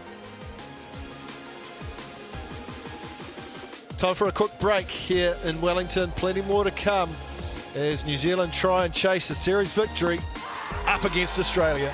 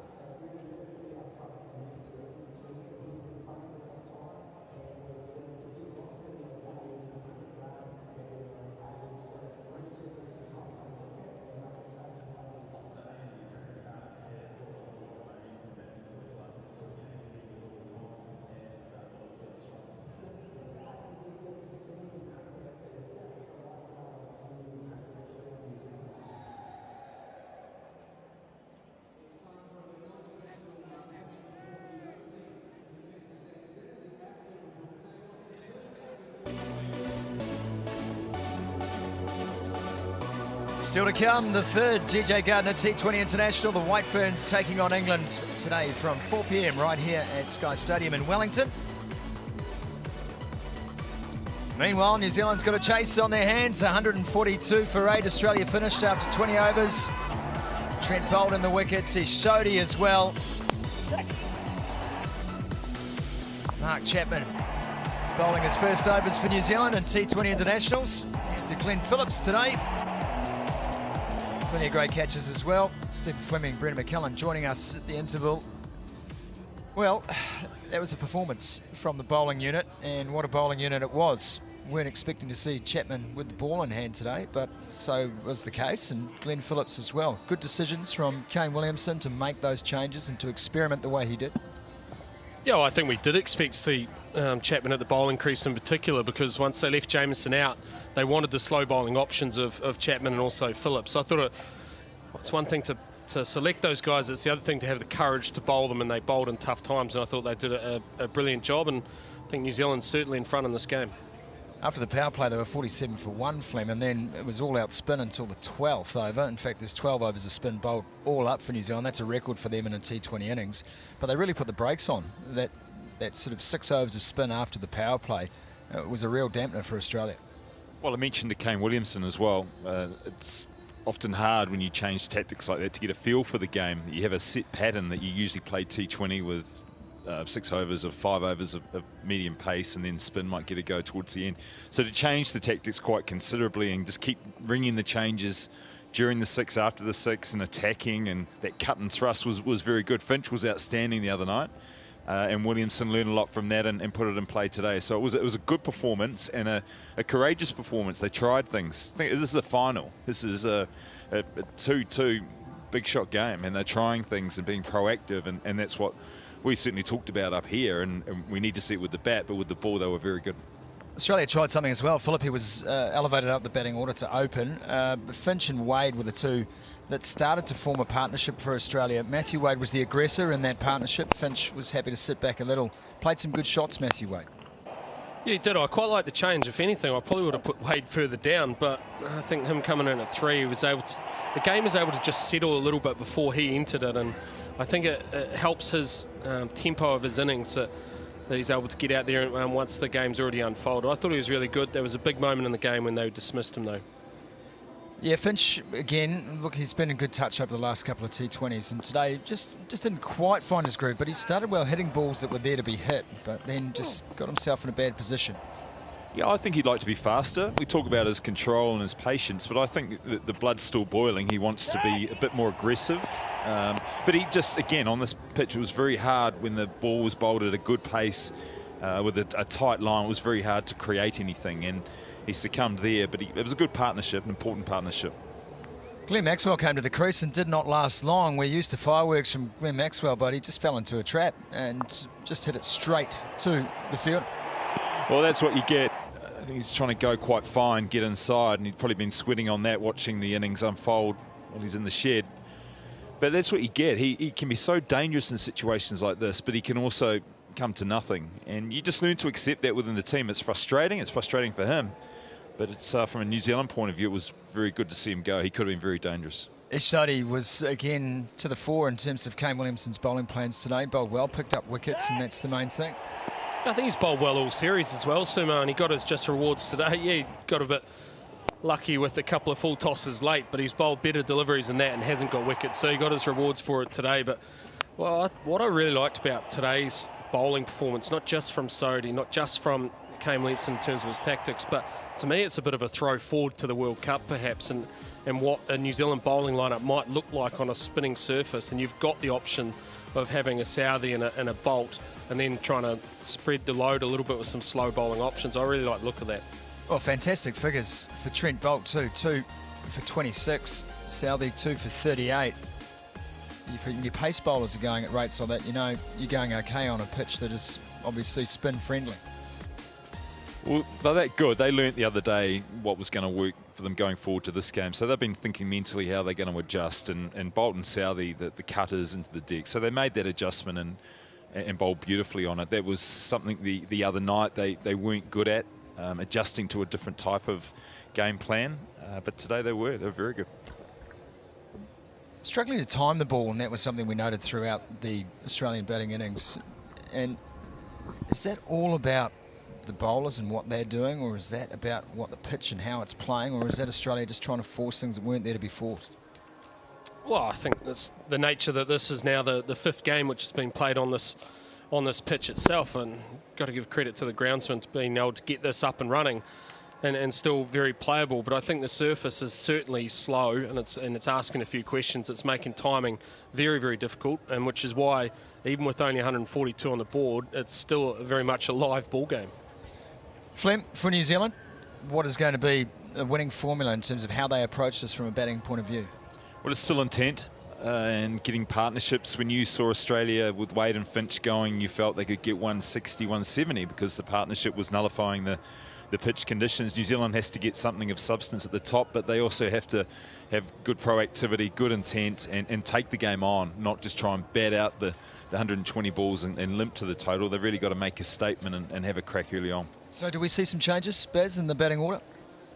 Yeah, I think so. I think you might see Tim Seifert drop down the order a little bit. Maybe it gives an opportunity for either Williamson or even Devon Conway to come up the order and bat at the top. I think that would be a proactive play, and I also think the ability for Seifert to just allow the game to unfold in front of him might just let him settle a little bit as well. I think New Zealand will be more proactive against the spin. I think they have to be if they're going to be successful in this chase. All right, that's the thoughts of Stephen Fleming and Brendan McCullum. We're going to take a short break here on Spark Sport. When we come back, the New Zealand chase will be on. We'll see you then.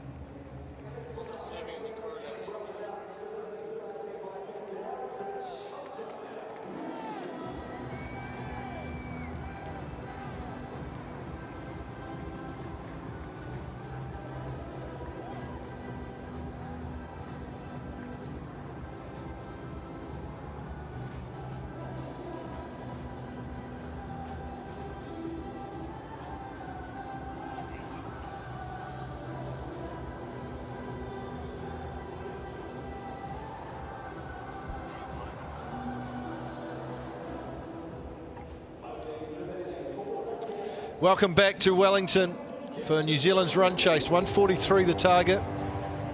7.15 per over is required in this decider. Game 5 in this T20 series between Australia and New Zealand.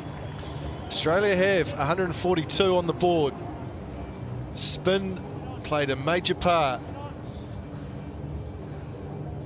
in New Zealand's innings. They bowled 12 overs. Change at the top for New Zealand. We saw a change at the top for Australia. And now New Zealand have followed suit with Devon Conway moving up to open.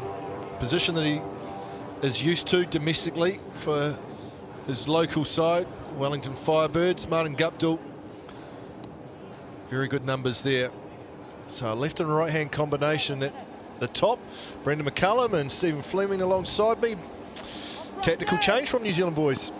Yeah, afternoon, Mac, Flem, afternoon, everyone. I like it. I think it's a really good tactical change. Try and just nullify Ashton Agar's dominance that he's had over New Zealand so far in this last couple of T20 internationals. Left arm orthodox of Ashton Agar coming into the body, the left-handed stance of Devon Conway. I think it's a really good move from New Zealand. I also like it because I think it settles Tim Seifert just a fraction later on in the innings, but nice early tactical play. New Zealand underway.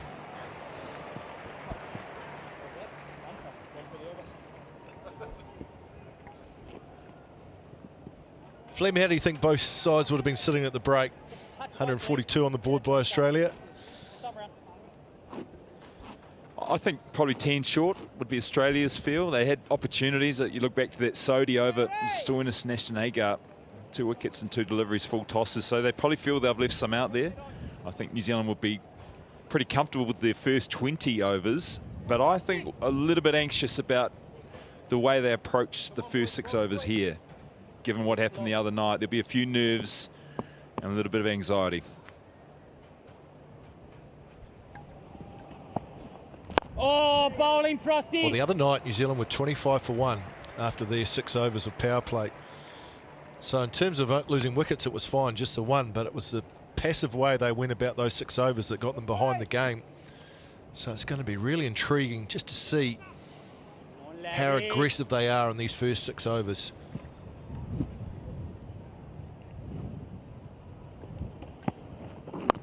Yours, Kane. Starting with singles. And again, I guess whether Ashton Agar is actually a target or not, whether they're happy to pick up 5 or 6 and over off him and maybe look to attack someone else. Slip and play for the right-handed Guptill. Bowling, Larry.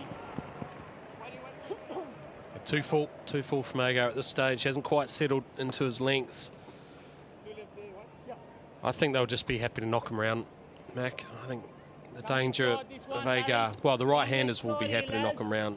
Conway might be slightly more aggressive against Agar. He's had a big impact on the series, has Agar. Oh, that's so close to missed. Bowled 3 overs the other night in the power play too.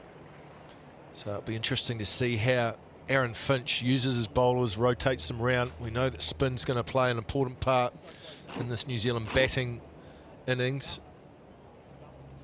Good start though, 5 singles, take that, first over. Oh, that's bounce, that's well bowled, a touch short of that time, some grip and some bounce. 5 without loss.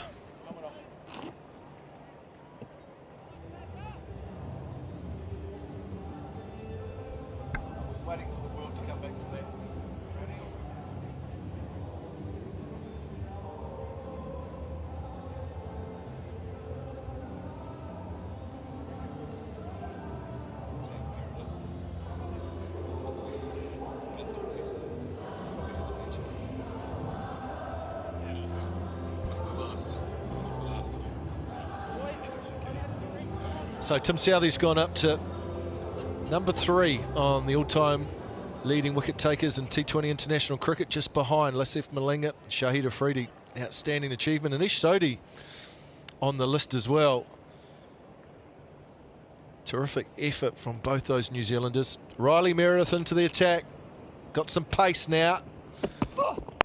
Oh, it's gone up. It's gone up. Just short of third man, nearly carried. Wasn't far away from Zampa. It's quite extraordinary that is almost carried off the shoulder of the blade. The sheer pace of Meredith. It's almost carried all the way to third man. Zampa does well here. That's never easy, trying to come in. The self-preservation, he's done pretty well. I think this is a good matchup for Martin Guptill, Mac. I think the extra pace of Meredith, free-flowing swing of Martin Guptill. Flicked away for 4. Just lost his line a touch at Meredith. Good start by Guptill. Good shot. That's the extra pace Brendan McCullum's talking about. This occasion 2 straight. Timing from Guptill and the balance from Guptill was spot on. Easy to fall over on that. That was good power through good positioning.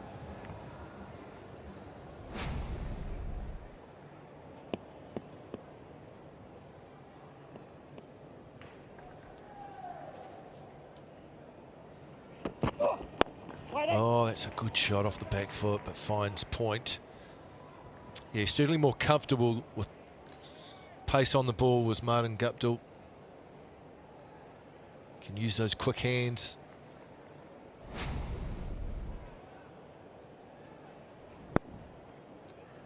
If Guptill is able to just get on top of Meredith here to go a long way to just settling the New Zealand nerves in this chase. They'll be conscious that the last 2 run chases they have struggled. Once Guptill has departed, that's when things have started to become an issue. He's a big wicket in this. Swing and a miss. There's some intent there from Guptill.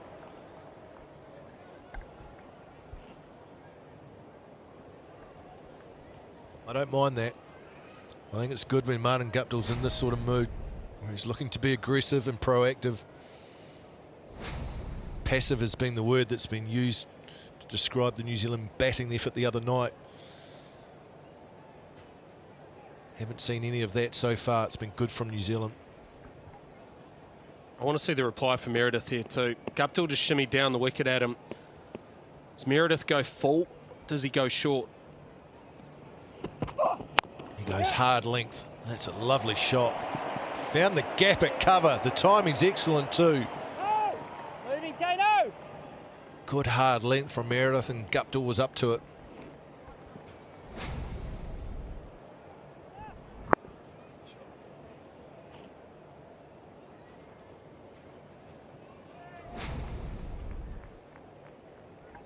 Just a good cricket shot that from Martin Guptill.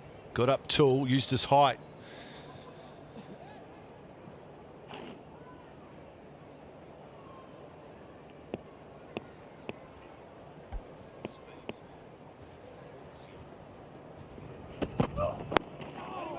Going down.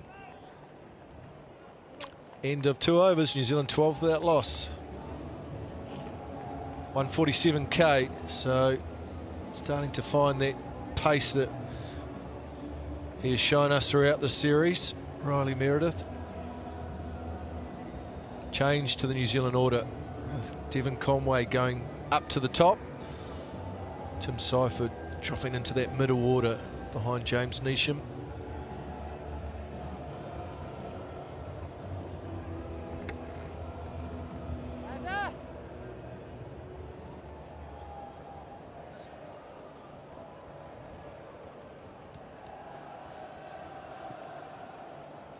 Agar into his second. Oh, that swung away hard. Protection back on the leg side for Agar. Conway finds. It's been a good change for New Zealand. The left-hander facing Ashton Agar, you would say 4 ballsy space from him. Element ease and being able to get off strike. Dab into mid-wicket and you're away. Oh, that's nice, Larry.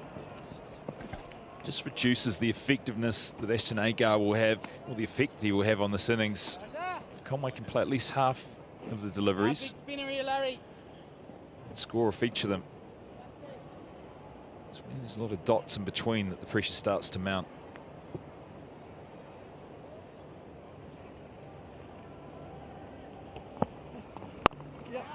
Oh, he finds the gap. That's classy from Conway. Very strong through that region. Just needed a hint of width and he was good enough to pick up 4.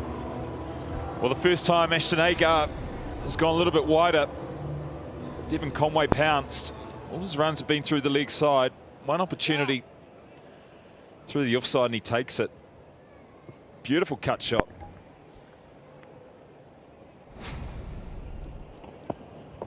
Straighter from Agar. That's the line he'll want to operate on.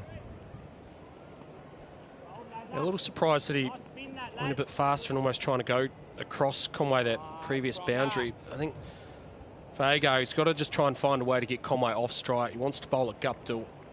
Let's get into the hip. One, nice, Larry. It's good bowling. Get him off strike. Your protection's out to the leg side, and you want to bowl at the right hander. You've got more wicket-taking deliveries against Martin Guptill. This is Guptill throughout the series. There's a man very, very wide, and he's stationed again now. Oh, it's in the air, but it's going to be safe. In fact, it's going to be all the way for 6. That's the power of Guptill. Went up, up and away. 3 overs bowled, 25 without loss.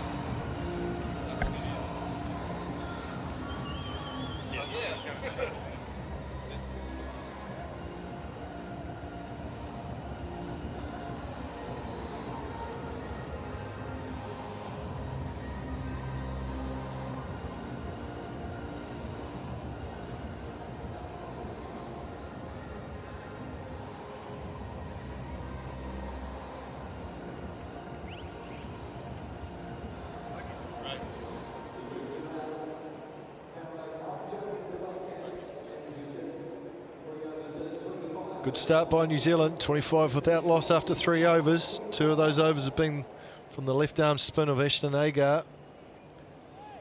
Jai Richardson now going to come into the attack.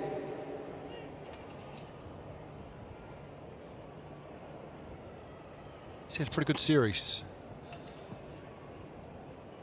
Newish to the international scene, this Australian side, Richardson.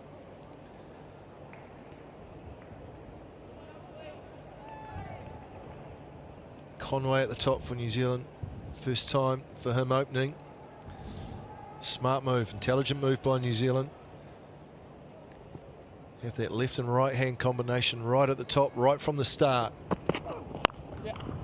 It's a lovely shot out to the cover sweeper for 1.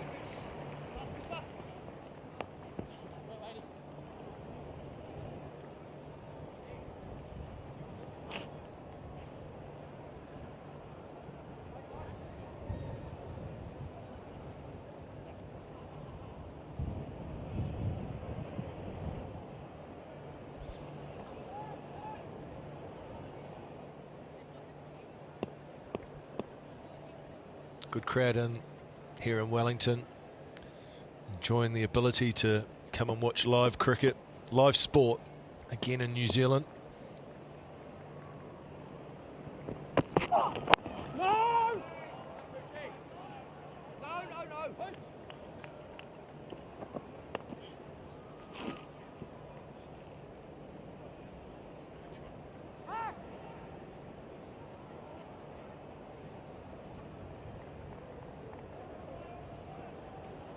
Sun's out, nice conditions in Wellington.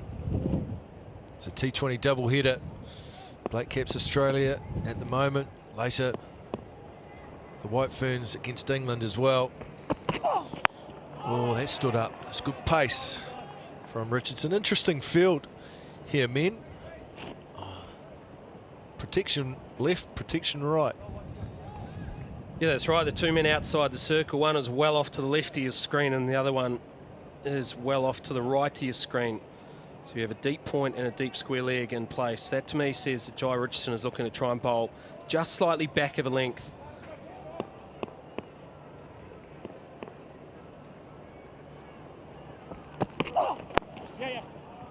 about there. It's a little bit unusual to have both sides covered, Baz. Usually you protect one side, maybe bowl a little bit straighter, but to have point and square leg protected, as you're right, suggests he's going to bowl back of a length, but he's also protecting if he gets too wide, maybe. I'm not sure.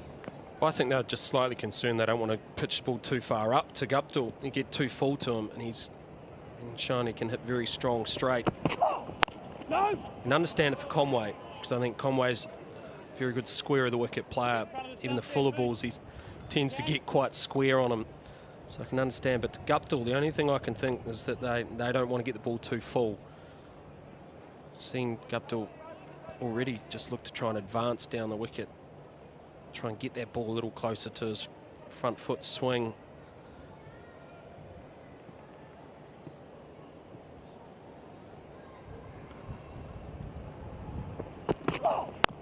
Use of the feet, and he'll get one to finish the over, will Conway. Good over from Richardson, just 3 from it. 28th out loss.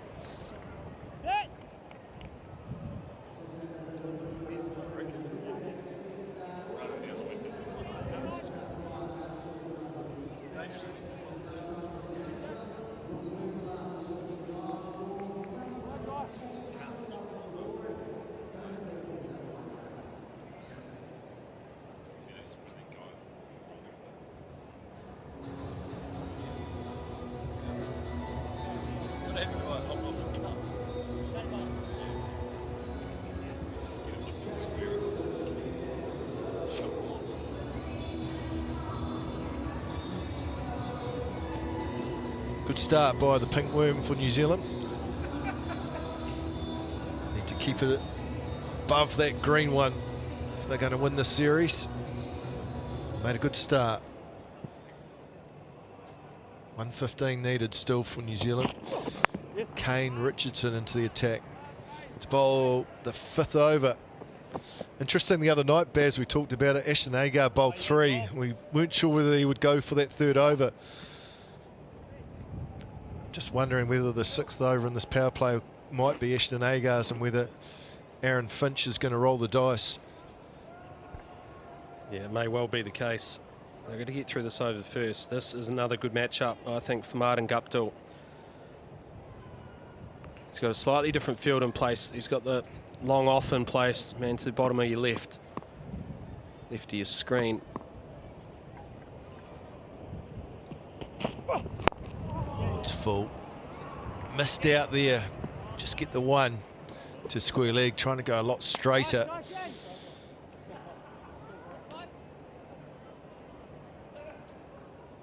He's been good, Kane Richardson, throughout the series. He's a lot of variations and changes of pace.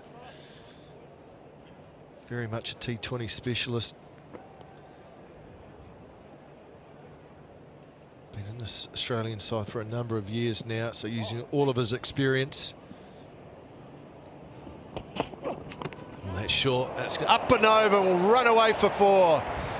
Conway got a little bit of length. He got a top edge. Picks up a boundary.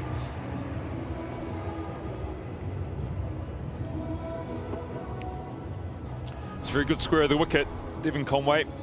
This occasion, some fractionally short. It did sit up, which meant the top edge came into play. A little bit fortuitous. Good intent from Conway. As soon as Australia miss, he is pounced.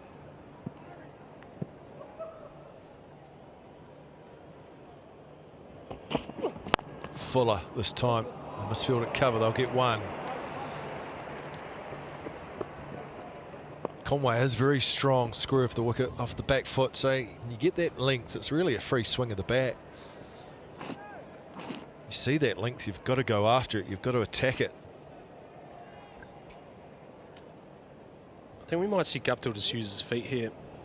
So I reckon he might try and come down, just shuffle down the wicket a little and try and go high and long, straight back over Richardson's head, or even just slightly to the leg side. Try and get the ball in his half. Oh, it's a covered drive. Goes behind point for 4. It was full and wide. Guptill threw the bat at it. Picks up another boundary, 2nd in the over. a big miss on this wicket. Full wide, pace on, allowed Guptill just to lean on the ball. Just place it through that packed behind point area. There's 3 in there.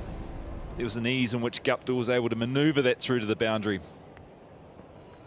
It's been a good over for New Zealand, 11 from it.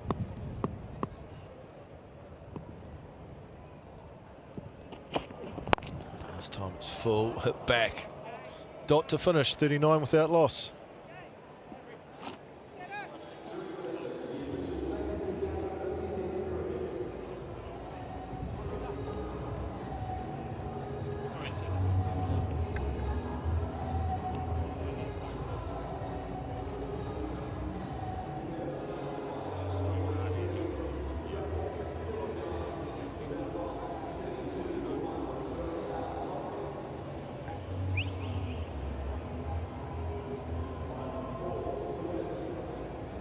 Good start by New Zealand. Same time Australia are 32 for 1. So New Zealand ahead at this point. It's been a solid start. Both players have looked in good touch. Riley Meredith back into the attack for his second over and the final one of the power play. Flicked away for 4. Big boundary down there, but the extra pace that Conway got, he didn't miss out. Nice shot to start the over. Well, the left-hand, right-hand combination is working a treat for New Zealand. We saw Richardson the last over wide to Guptill. This occasion, Meredith too straight to Conway. Pitch that's just stopping. You've got to keep the stumps in play. You've got to make sure your length is spot on. 146 that first delivery. Pace is getting up there now from Meredith. Oh, wow. What a shot for 6 that is. That's a bullet. Wasn't that short, but Conway was onto it in a flash. Picks up half a dozen, 10 from the first 2 deliveries. Conway on fire.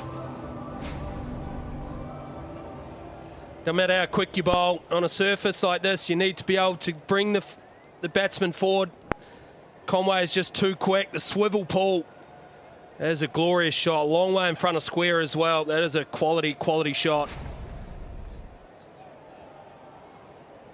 Wow, changing the field. Man has now gone back where that 6 went. Deep backward square leg. Fuller. Timed off the pads. Oh, there is protection back there. Just the 1, and it means it's the 50 partnership up now for New Zealand in the 6th over. Gee, it's a good start, isn't it, from New Zealand, chasing a small total, best possible way to get off to a strong start. 50 partnership off just the 33 balls from both Devon Conway and Martin Guptill. Real nerve settler for the New Zealand batting lineup. It's a good partnership, but I'm just not sure Martin Guptill's 100%. Always watching in between overs, in between the wickets. That last run there was very ginger.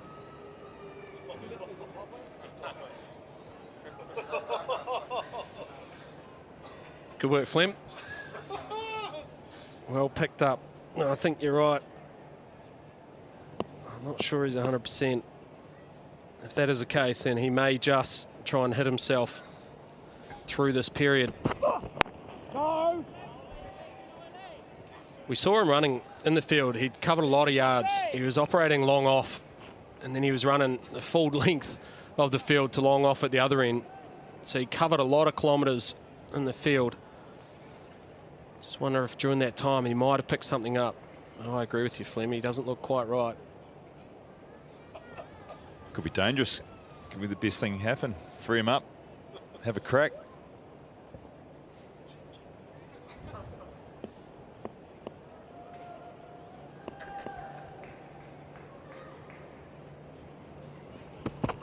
Oh, it's short. Guptill misses out.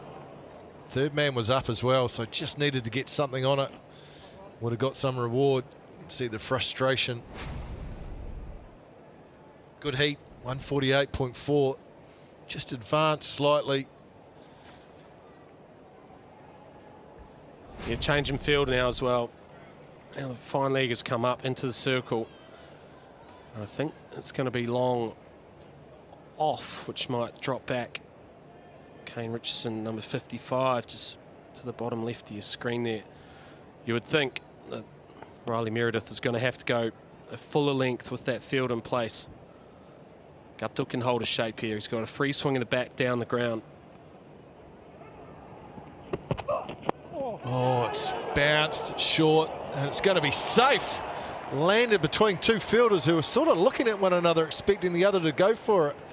Found ground. Excellent start. Power play is done. 51 without loss.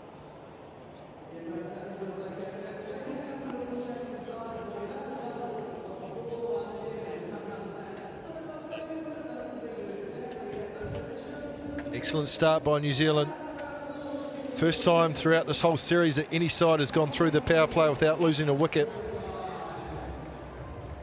Australia at the same time 47 for 1.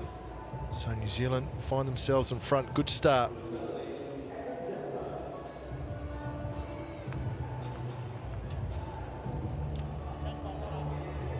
New Zealand will be very happy with that start. 51 without loss. Scoring at a good rate, and the fact that no wickets lost. Time for a change upstairs. Frankie Mackay comes in with Scotty Stevenson. Thank you, Mac. Good afternoon all. Good afternoon, Frank. Great start for the Black Caps. 51 without loss after the power play. Time for Adam Zampa to see if he can have an impact on this match. They need a wicket.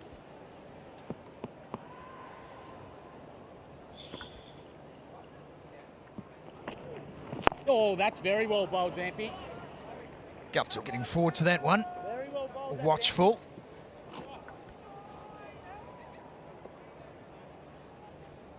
And Zampa works very hard on his run-up pace into the crease. He's also been working just on his thumbs, strangely enough. That's turned away. Could be a chance to the deep. Just misses. That's 4 instead. Martin Guptill. Living dangerously, getting away with it. The thumbs down for Zampa this time. It's a good shot from Guptill, fractionally short. Talked about Marty Guptill probably not being 100%. So he's in a very aggressive mindset.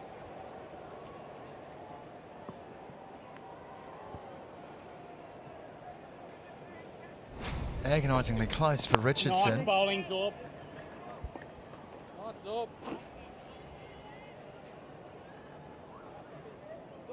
Well, it doesn't matter where the motivation comes from, the intent is there. That's the main thing.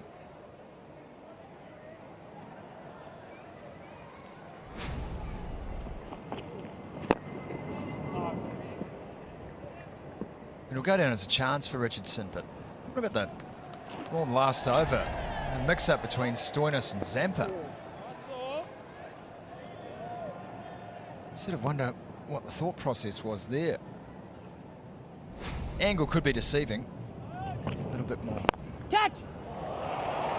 Straight through, crushed. Beautiful.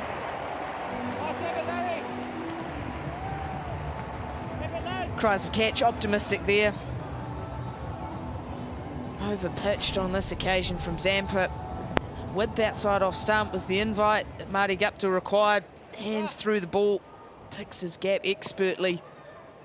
New Zealand racing along now. Well done, Jai. Good movement. Turns down the run, end of the over. 59 for no loss. Larry.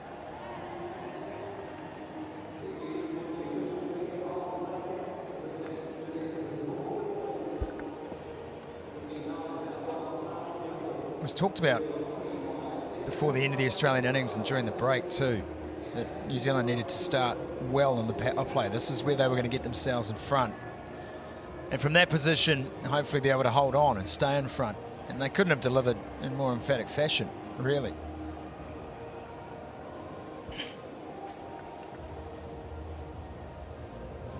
Still ahead. 84 required now from 78 balls, and some thinking required too from Aaron Finch. Having not made the breakthrough in the power play, how does he now adjust his settings? How does he use his bowlers to find the breakthrough? Well, he's got to be thinking wickets. That's the one thing that's really slowed down the batting team in the last couple of games here. So he's got to find a way of getting a wicket. Fortunately for Aaron Finch, the run rate is also of concern. So bringing a fielder into a slip position or short catcher will open up another scoring opportunity. So it's a fine balance now between still wanting to attack and getting back into the game, but not giving New Zealand even more of a head start than what they've already got. Contrasting styles, sticking with the pace of Kane Richardson here.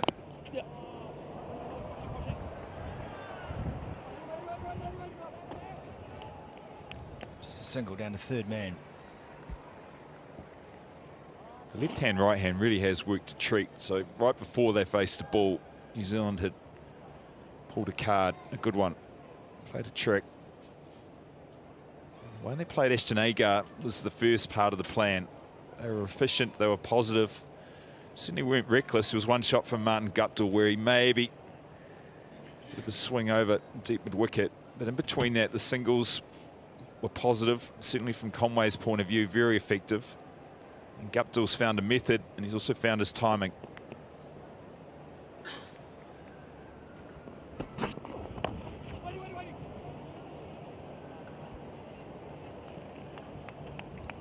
Good pace from Richardson on that one. Good length too, just in that indecision zone for Guptill.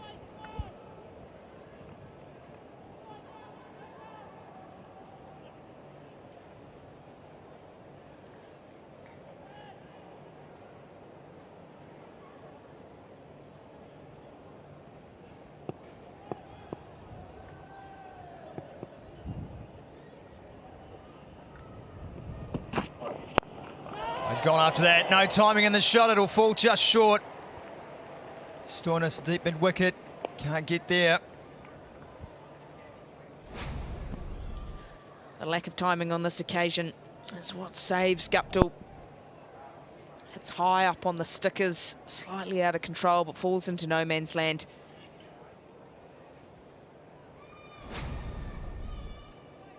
Well, Guptill will feel very good about the way he played Zampa in Zampa's first over. So it is the matchup that Australia will be looking forward to. Zampa against Guptill, you'd think, stacked in the bowler's favour. Beautifully guided down just for the single.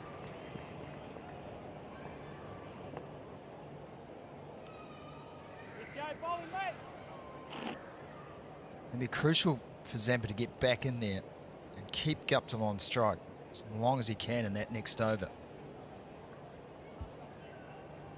You don't want to go wide to Guptill as a leg spinner. He'll take full toll. Yeah, I think that Conway and Guptill today have been really aggressive in the first over of each spinner, of Agar and Zampa, and just haven't let them settle. It's been brilliant to watch. Attempted Yorker, dug out well, and they'll run on the misfield.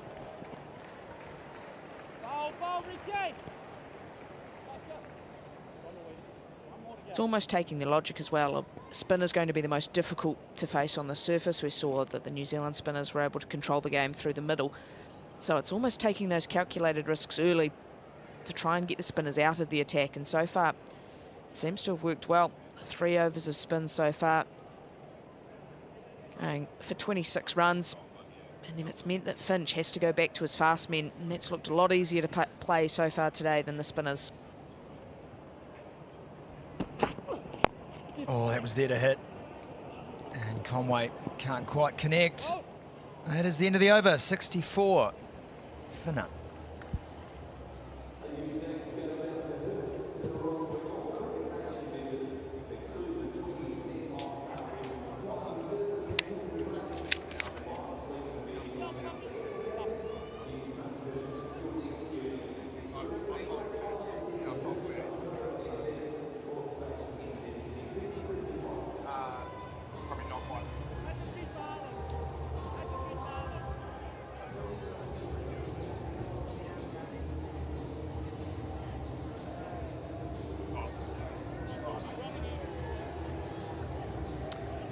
Martin Guptill, 2,800 runs.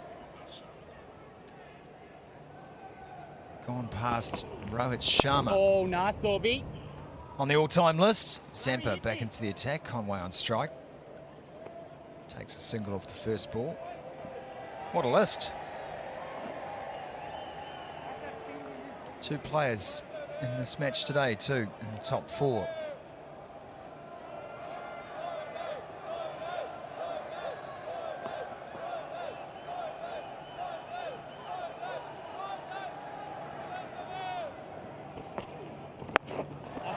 Gone for it. And he's got all of it too. Wow-wee.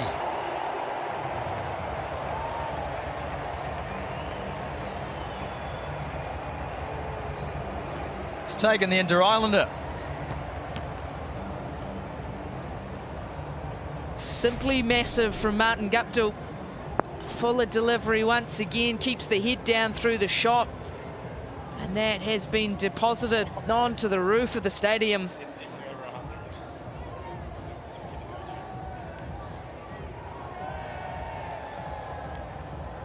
A little smile there from Martin Guptill as well. I'm looking for Craig McMillan currently. It's a shame we don't have Guptill still mic'd up out there. Let him know that he has moved past Craig McMillan, hitting the ball out of the stadium.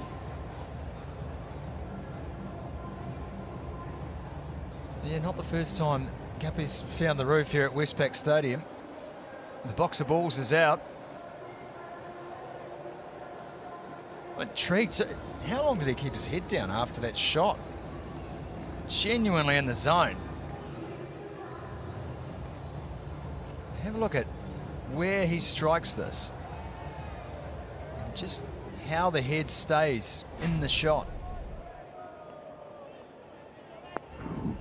There.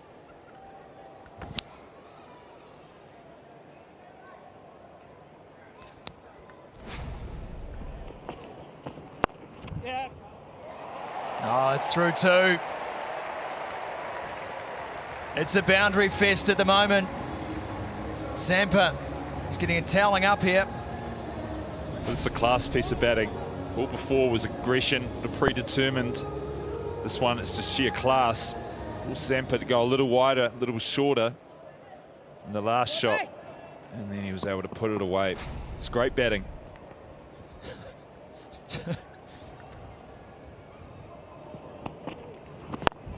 Yes, here. Yeah, Guptill's picking him well. Work top 8, work flat.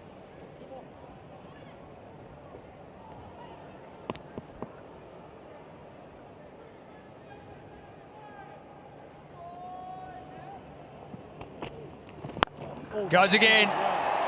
Same result. 6 more for Martin Guptill.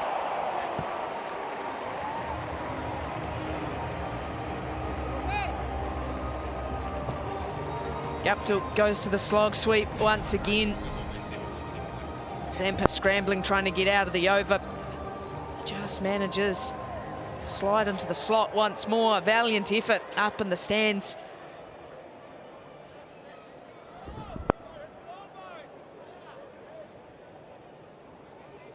"17 runs off the over so far and still a ball to go."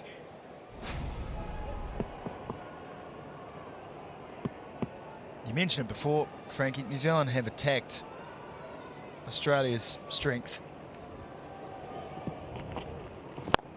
And again. 50 up for Marty Guptill. Straight 6. His 3rd in the over. This is impressive hitting, as impressive as any. 17th half century in T20 internationals.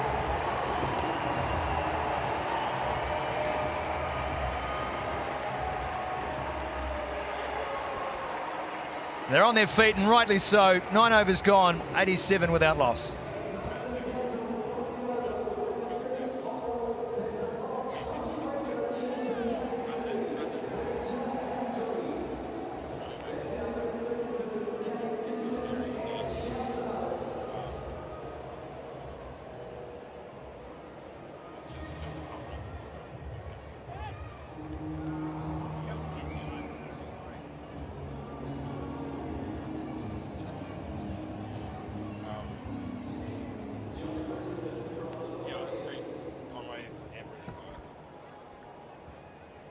54 on the board for Martin Guptill. Devon Conway on strike. He's on 33. Jai Richardson. Need a breakthrough. Almost gets one too, first ball. This shot from Guptill, pure class. Yeah, it was a clinic. It's an outstanding over of batting. One there. He had a peek at Zampa. The rest were watching the ball fly. 2 slog sweeps were good. I think that was even better.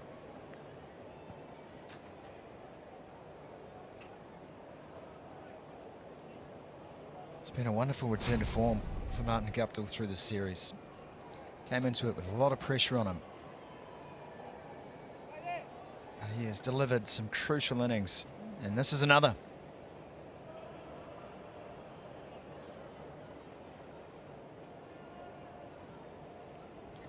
Just showing old form is temporary, class is permanent.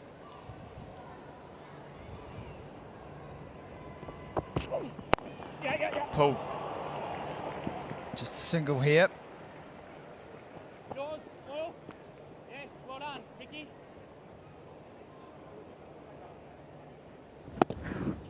You think back to the start of the series, the drums were beating. They were beating pretty loud for this man to be replaced. You see hitting like this, power and quality. You know why he's so important to this New Zealand side.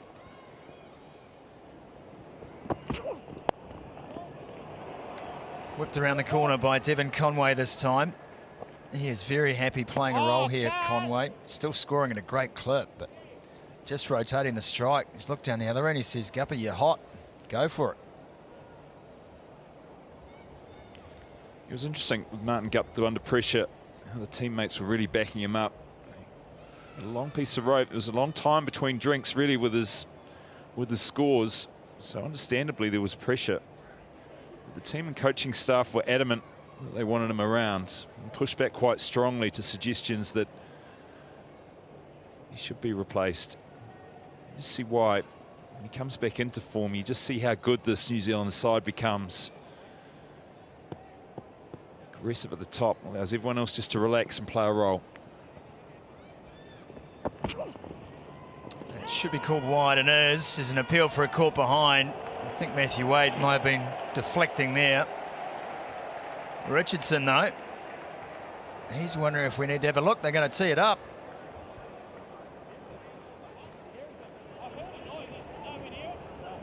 Matthew Wade saying he heard a noise. It's a fair delivery. On-field decision is not out. If we can have front on, thanks.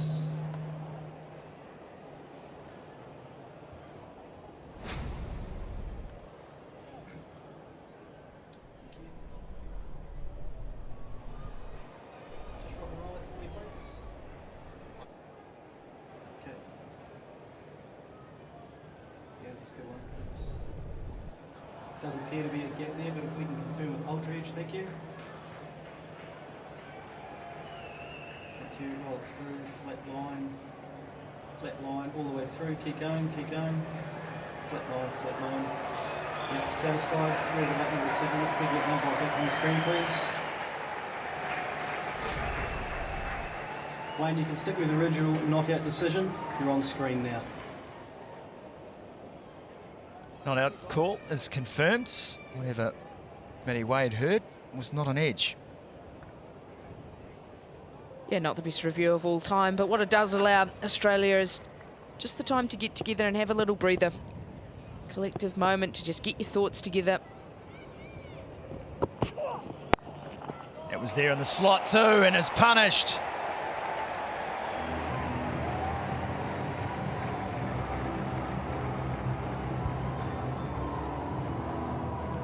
They had a meeting, Frankie, and it wouldn't be about that. They pulled the point, fielder up the ball before. Try and create something, trying to be proactive, dropping long on back. So it's a poor delivery after the meeting. But again, it's another excellent shot from Guptill.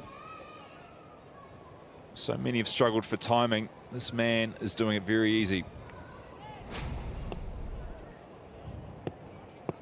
Yeah, the way he's connecting out there.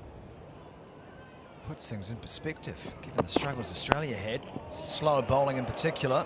He's whipped off the feet. Content to take the single. He moves through to 60, Martin Guptill. Still one ball remaining in this Jai Richardson over.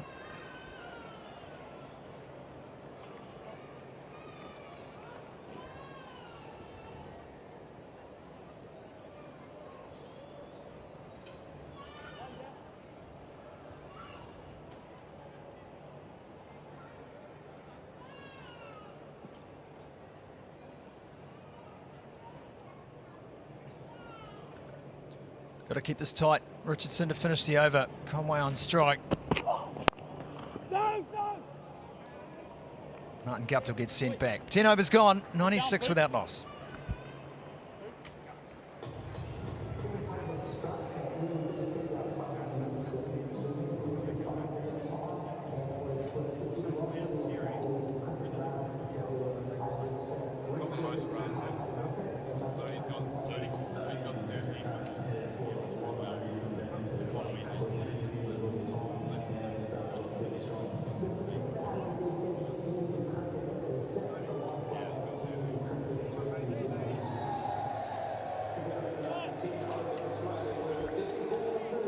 There's a big gap between the worms now. New Zealand humming along, 96 without loss after 10 overs. 47 now required from 60 balls.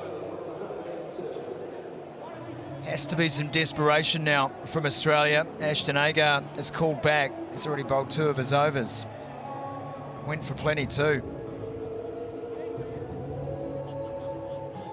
Martin Guptill effectively hit Adam Zampa out of the match.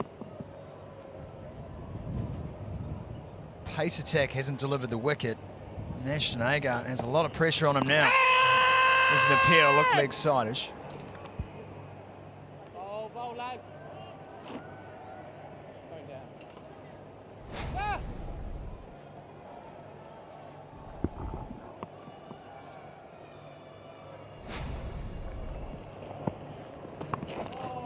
That clock was counting down, it was like on 3.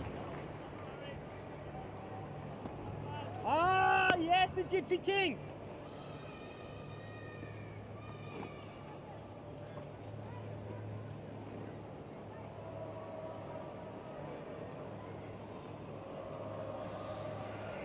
Lazar.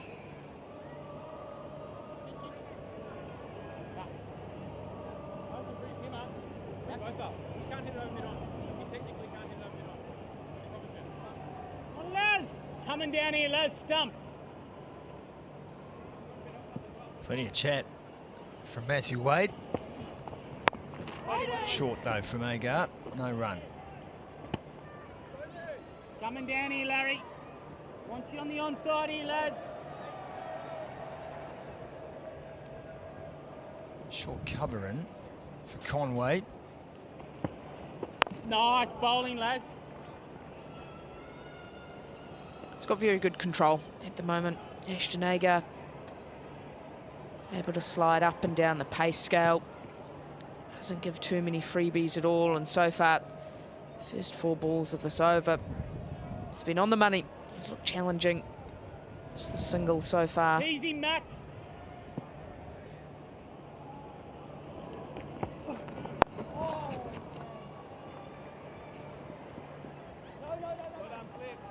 Turned away to square leg this time from Conway. Just a single to finish the over. 98 without loss.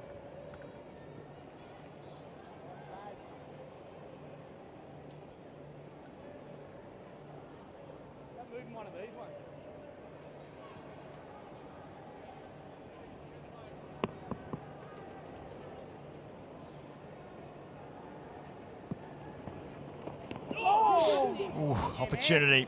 That is the end of the over. A good one from Agar. Battles back for his team, 99 without loss.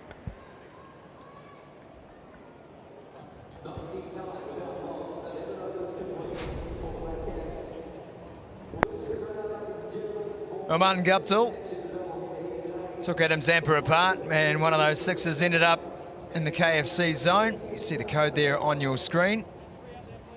Head into your local KFC, use the code. help yourself to some free chips for New Zealand customers.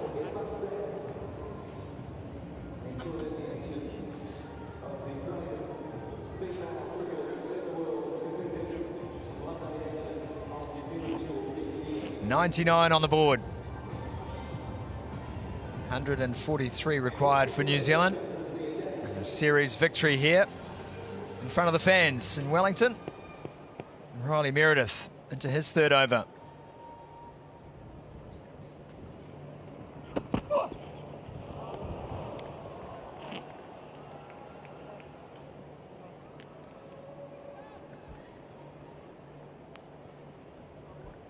Some good pace there. Yeah, skipper Aaron Finch ringing the bowling changes at the moment. Goes to the fast man, Riley Meredith. He starts with a quick bumper as well. Can be expecting pace on. And plenty of pace at that.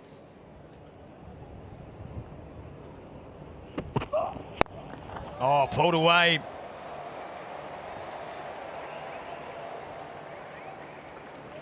Hagar on the boundary, prevents it going for 4, but that is the 100 up for New Zealand. And a 100-run partnership at that.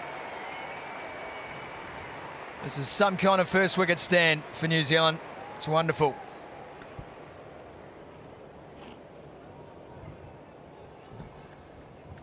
It's intrigued too, looking at Riley Meredith and those figures. Just 2% of his deliveries slower balls.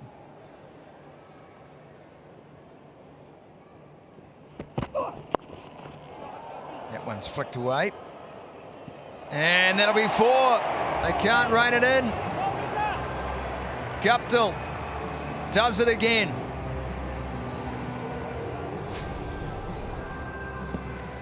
Well, just using the pace, another on-pace delivery. A little bit ungainly as he tucked it round the corner, but the timing again was excellent from Guptill. The placement, spot on.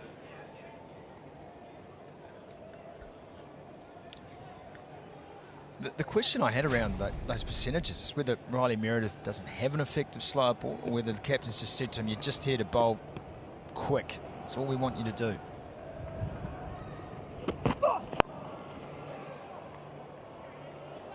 We don't drive a Ferrari in first gear, Sumo. You let it rip, and that's often the challenge when you get conditions that are a little bit different and maybe not to your liking. You've got to find a way, which the New Zealand bowlers did today. They made a big adjustment, a lot of cutters, back of a length, straight lines. Really brought the wicket into play. It's interesting to note that 11 overs, we've hardly talked about the ball stopping or turning. It was very prevalent during the New Zealand innings when they were bowling. How was the gearbox on your Ferrari? Is it all right?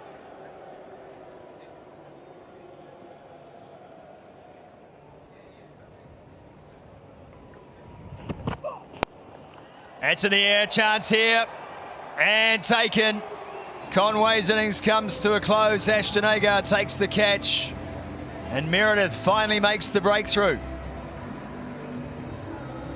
Disappointing way for the partnership to end.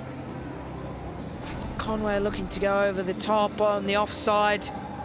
Slightly scrambled seam and just slices away off the outside half of the bat. The pace on the ball allows it to carry out to deep cover as well. Agar holds on to a comfortable catch. And with that, good innings from Devon Conway has to come to an end. 36 on the board for him, and New Zealand lose their first wicket at 106.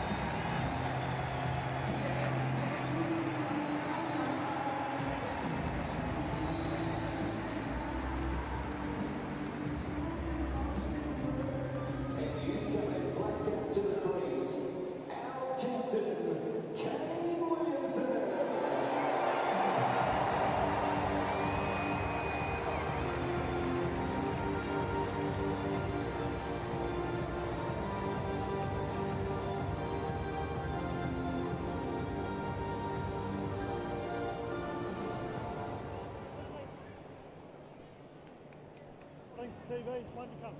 Just holding, one to come.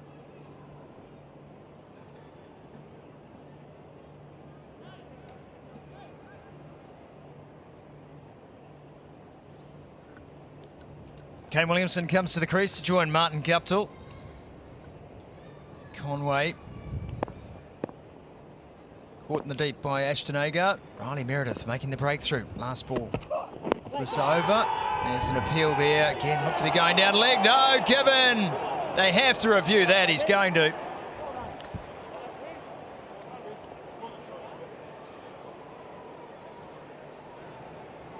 Third umpire to director, we have a player review for LBW. It's a fair delivery, on-field decision is out. We can start on front view, thank you. Cheers.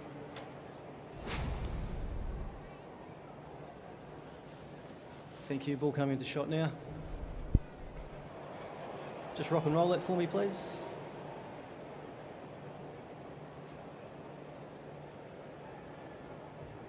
No problems.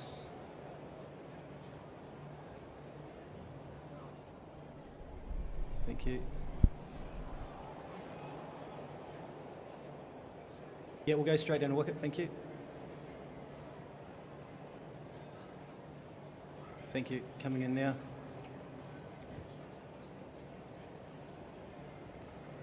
Thank you, appears to go close to the bat. If we can confirm with ultra edge, thank you. Thank you. Let it go right through. Clear gap between bat and ball, flat line. Satisfied, no bat involved. Move to ball tracking when ready, thank you. Coming in now. Pitching outside, impact in line. Wickets, umpire's call. Repeat, umpire's call. If we get the umpire back on screen, please.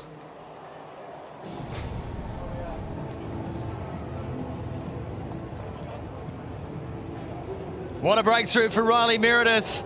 Umpire's call. It was given out originally. The call stands. Kane Williamson out for a golden duck. Australia maybe still a sniff here. 106 for 2.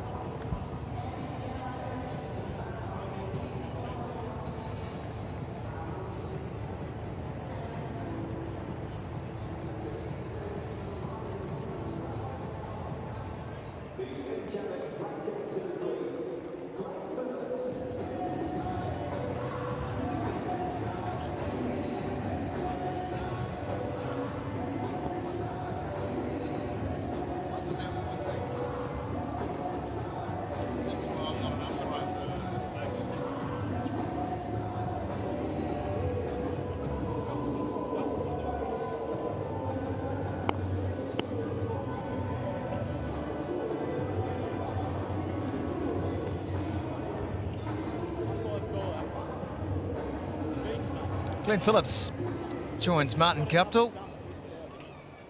Must feel like there's a revolving door at the other end of the pitch. You just said hello to Kane Williamson, had to say goodbye. Guptill on strike. Poochie, you get on a one there.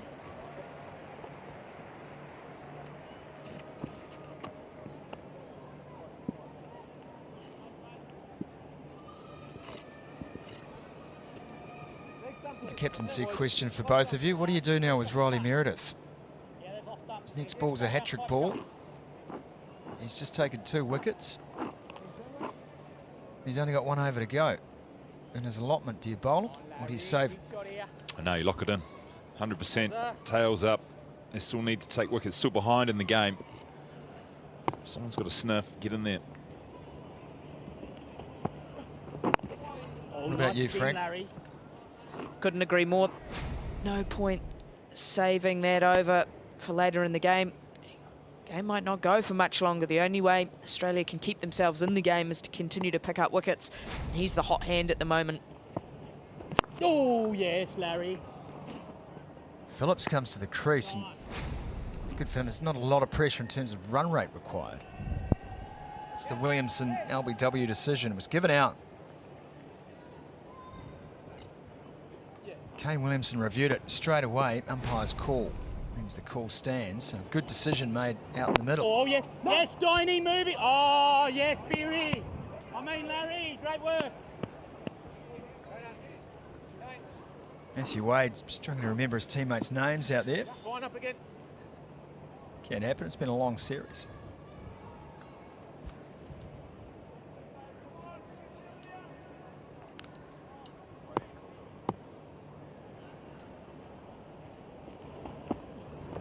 Nice, Larry! Oh, lads, all classy, Larry.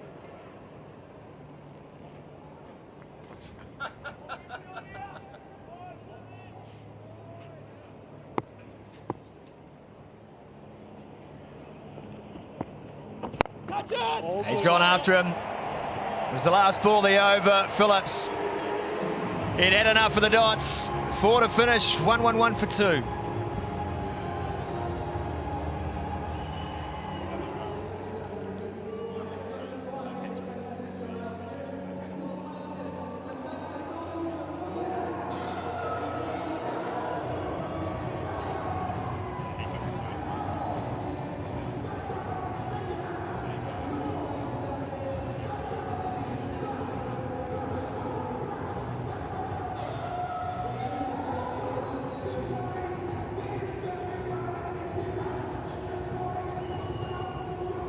Stephen Fleming's Ferrari back in action.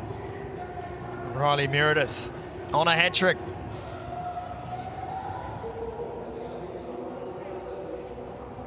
Two Australians have taken hat-tricks in T20 internationals. Brett Lee was the first ever to do it. And Ashton Agar in February last year against South Africa. Moment of truth.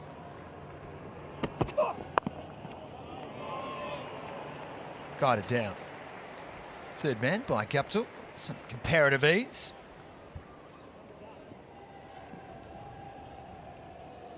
No hat-trick, but this is the man that Australia will be wanting to bowl to. And Phillips new to the crease. It's the end that they've got open. It's the man they'll be looking to target. And delivery here, Meredith, I think we'll be hoping for full.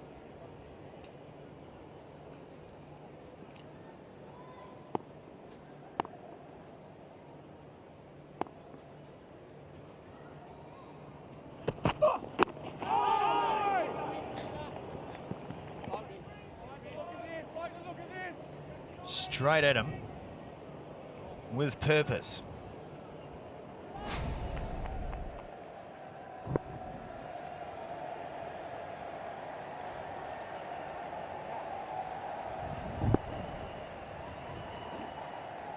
It's good pace. It's also getting a little bit of tail, or the ball's just nipping back in. The ones that Williamson flirted with going down leg side just nipped off the seam. It's a scrambled seam. It's linked right. He'd be looking just to go between bat and pad.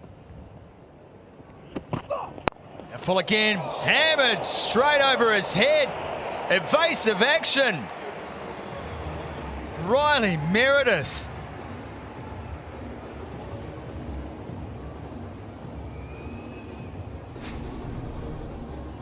That was straight up survival instincts. Look at that.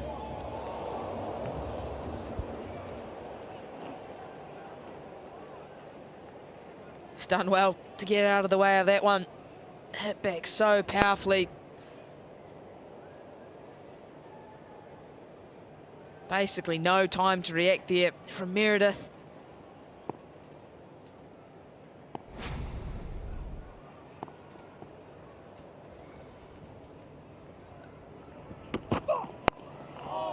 Tries to go again. Phillips just can't get any power behind that shot. That was always going to be the follow-up, wasn't it? The big fast man trying to pitch the ball up and attack the stumps. Almost wears one in the back of the head. He certainly wasn't going to be too inclined to pitch the next ball up. Well, got delivered at 150, came back at 200. Oh, man. That's some reflexes.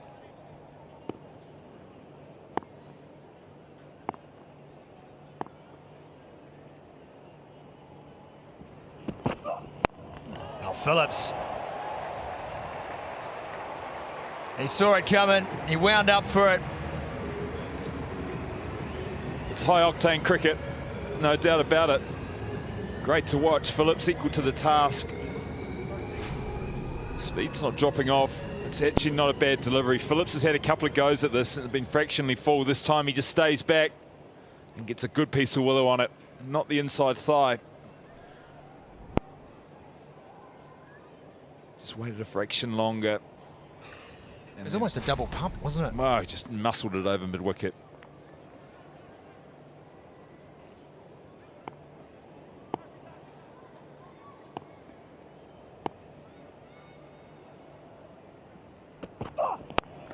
Oh, straight, full, clubbed.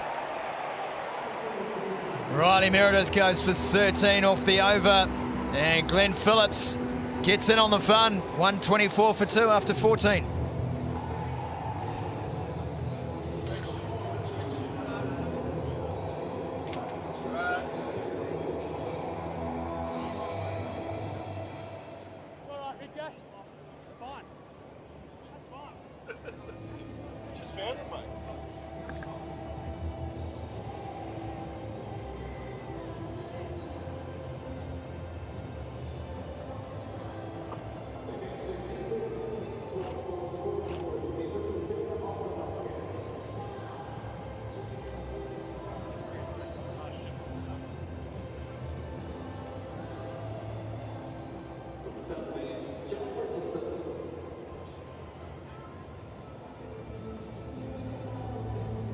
New Zealand on the road to victory here in Wellington. This Game 5 decider. Big last over from Riley Meredith, went for 13. Glenn Phillips is getting in on the act. It's been based around a terrific innings from Martin Guptill, who's still there on 71. Oh, that's gone up. That's gone really high. Swirling and taking good catch. Mitchell Marsh. And that's the end of Guptill. Terrific innings from the New Zealand opening bat. A match-winning innings has come to an end. And the crowd here at Wellington stand and applaud an outstanding innings from Guptill. Such a vital game. 2-2 the series was locked and Martin Guptill has stood up and he's been counted. Comes to an end. Hands of Mitchell Marsh, but it's been a fantastic innings from New Zealand's opening batsman. He leaves for 71. New Zealand 124 for 3.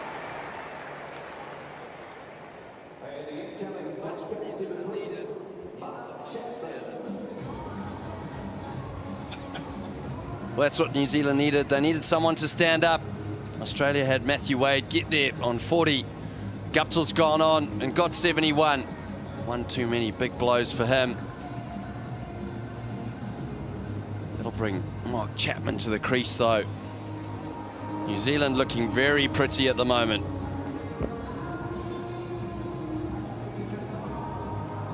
Brought into the team this morning. Mark Chapman for Kyle Jamieson. Did a good roll with the 2 overs he bowled as well. Left-hander comes in at number 5, Mark Chapman. 19 more runs for New Zealand. Oh, look at the timing and the placement from Phillips. That is a classical off drive that will run away for 4. Gee, showed some authoritative shots today, has Glenn Phillips already in this 11 deliveries he's faced, but this could be the best out of all of them. This is just a classical cover drive. Races across the turf. It's another boundary. New Zealand just 15 away. Phillips is on 20. That's from 5 boundaries. Dealing in multiples of 4. Now picks up a single. Well, it was a terrific innings from Martin Guptill. Just what the doctor ordered. Yeah, well, they went short at him. He scored so many runs at this ground. He's got a one-day double 100. When he gets in, he's tough to get out. Australia trying everything. Changes of pace, changes of length. As Craig McMillan said, hopefully for New Zealand, that'll be a match-winning innings. Great innings from Martin Guptill. Big appreciation from the crowd too. They love seeing Guptill back in form.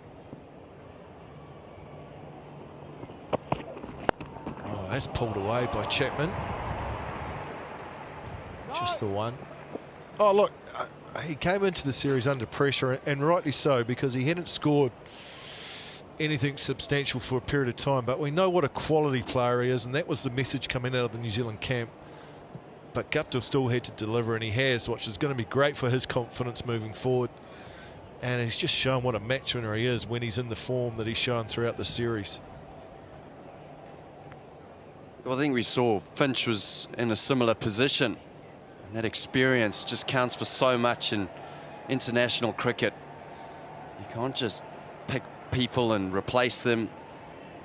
Unsettles a team. But if you find someone with experience, you've got to stick with them for long enough for them to show you their class. And that's exactly what Finch and Guptill have done this series.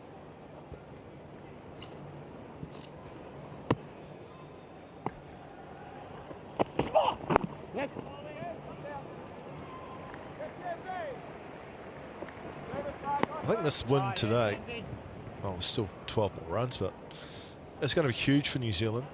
Such an important match. Had no momentum in the series after 2 below par performances. To bounce back like they have so emphatically, I think is huge for this team moving forward.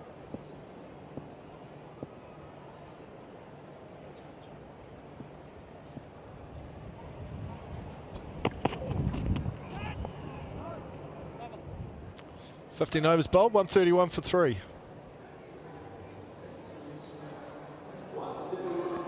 Yeah, I totally agree with you, Mac. I think this is huge for the New Zealand side. All the momentum had swung back to the Australians after the last 2 victories. To be able to then stand up in a big game like this, with still a relatively inexperienced New Zealand side, smatterings of experience throughout their lineup, but there is still a lot of inexperience there. You've got to say it's tremendous character shown by this side. Yeah, it would do a lot for their confidence, Baz. I think it's also more beneficial winning the series like this than 4-1, or, you know, the fact that there's a decider, there's something on it. Think back to World Cups, the T20 World Cup coming up. There's going to be some tough matches. So crucial. It's interesting you mentioned T20 World Cup, Matt, because I look at this side today and I think this is a side which could go to that T20 World Cup and provide so many options on those slower surfaces in India. I think the selection today of Mark Chapman, tough on Kyle Jamieson, but this horses for courses approach, this surface meant the slower bowlers were always going to be commodity worth having. So I think New Zealand's got it bang on. They were a bit brave and went for that option, and they've been repaid. Oh, what about that? Pick the bones out of that from Phillips. That's welcome to Zampa. That has disappeared. Glenn Phillips, he's been amazing. He's come in T20 cricket. You don't want to stifle that run rate. He's come in, he's been aggressive. He's hit a 6th boundary now, 5 4s and a 6. That's exactly what New Zealand wants in this T20 team. Better to come in, be aggressive, and take the game on.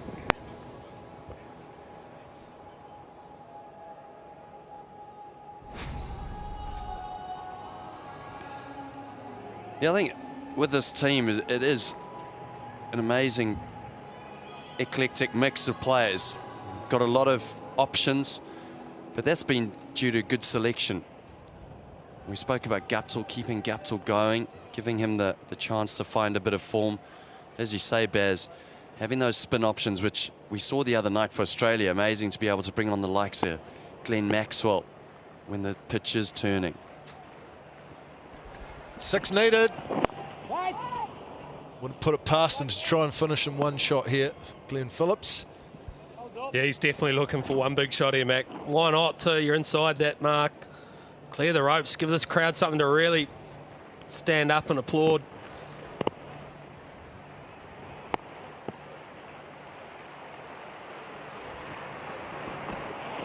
Oh, there we go. There we go. Has it gone all the way? You betcha. What a way to finish in style. Phillips does it for New Zealand, and an emphatic victory in this T20 series. Terrific performance by the Black Caps.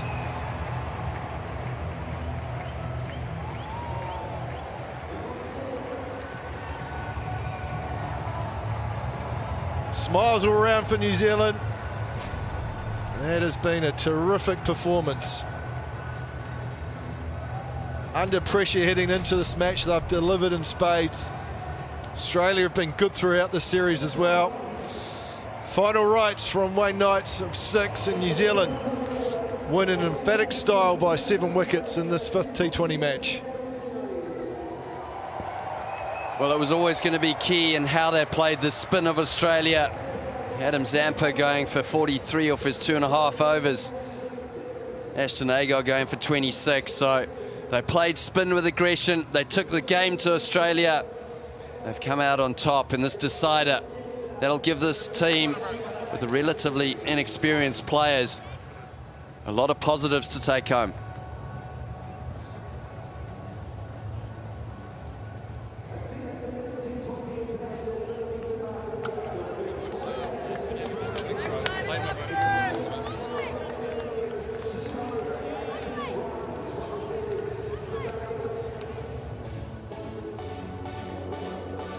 Tail of the tape.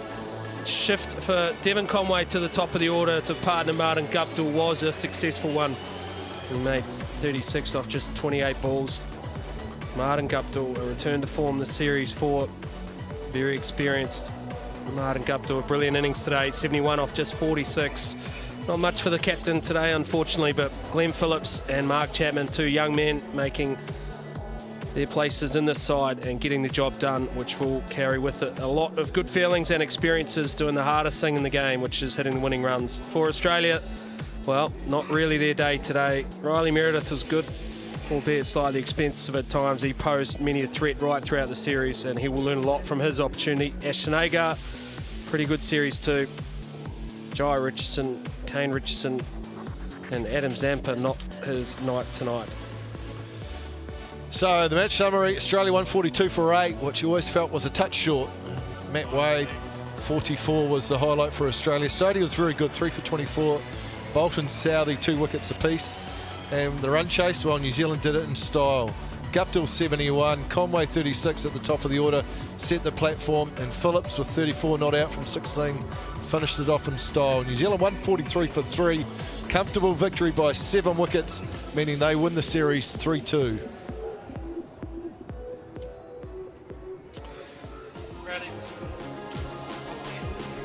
Well, Martin Guptill was at his best here in Wellington. He led the way for New Zealand.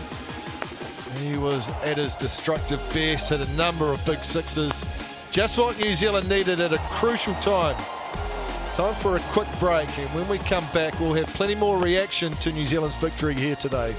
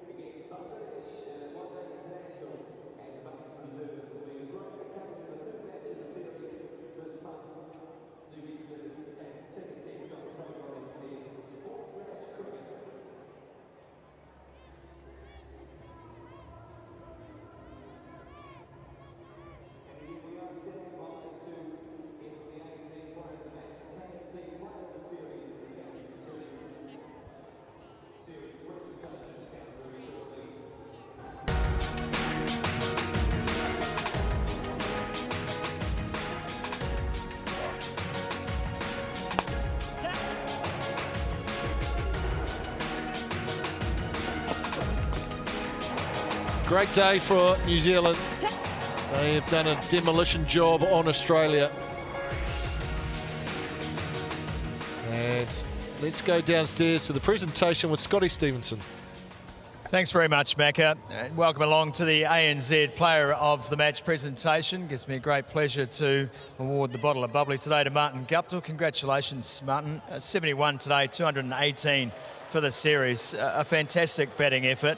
Was it all about intent for you guys today? Yeah, it certainly was. Obviously, the other night we took a backward step, but today we wanted to not back down from the fight, and we showed that today with a good opening stand. Change at the top of the order worked for you guys today. Yeah, it certainly did. I mean, Devon's opened a lot for Wellington over the last couple of years and done an extremely good job at it, and today he was brilliant and out there with me. Sometimes the best form of attack is defence, but sometimes the best form of attack is attack, and today it was attack, and you went after Australia's strengths today. Was that part of the plan? Well, I wouldn't have said I went after them from ball one, but no, it was nice to spend a bit more time out there and it just created a partnership with Devon at the other end. He got off to a really good start, and I caught up and pushed on, and it was just the best part about it is we got the win. You might have to get this roof named after you sooner or later. You put another one up there today. Your six hitting has been a strength of yours throughout the series. 15 sixes so far in the calendar year. It averages out at 3 an innings. Six hitting for you, what is it all about? I guess just trusting that you can get enough on the off the bat. So you just got to stay in the shot and make sure you're not trying to overhit it too much. ANZ have been great supporters of grassroots cricket in New Zealand, and you're a great supporter of grassroots yourself. So $500 from ANZ will go to a club of your choice. I'm guessing I know which one. Yeah, there's only one, Suburbs New Zealand again. They're going to be thanking you, mate. That's twice in this series that they've had the $500 donation. Martin Guptill, a player of the match performance from you. Congratulations, buddy. Thanks, mate. Cheers. Cheers, mate. Thanks, mate. Great to see Martin Guptill back to his best. Such a key player in this New Zealand side, and I think it's a huge relief to everyone watching that he is back to his best and showing just how good a player he is. Terrific performance from him today. He really set the tone with the bat, used his experience, and he loves playing at this ground. He has scored a lot of runs here in Wellington. Loves banging the ball on top of the roof as well. Third time he's put one out of the stadium, which is not easy to do.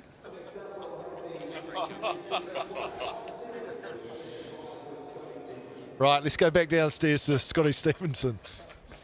Thank you, Macca. Thanks for sticking around, everyone. It's time for the KFC Player of the Series presentation that is presented by Herman Pretorius, General Manager of KFC. And our player of this KFC T20 International Series is Sodhi.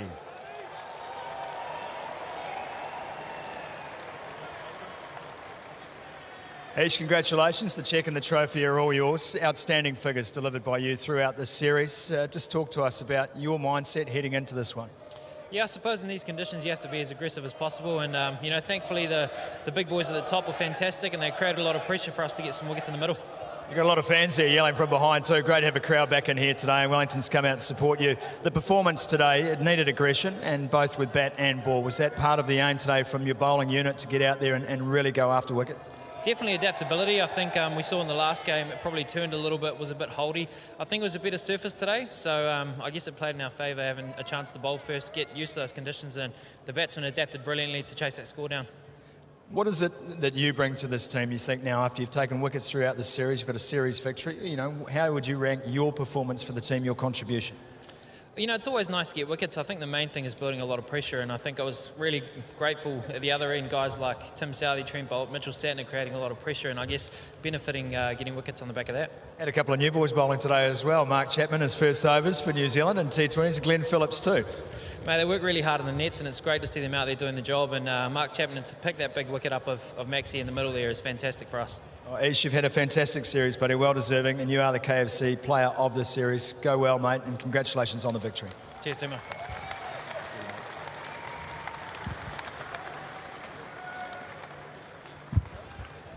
Aaron Finch, I know you guys are pretty keen to get home, and you'll be looking forward to seeing loved ones, family and friends, but let's talk about the game today. New Zealand, they knew they were under pressure and you guys were improving, so just give us your sense of what happened out there today.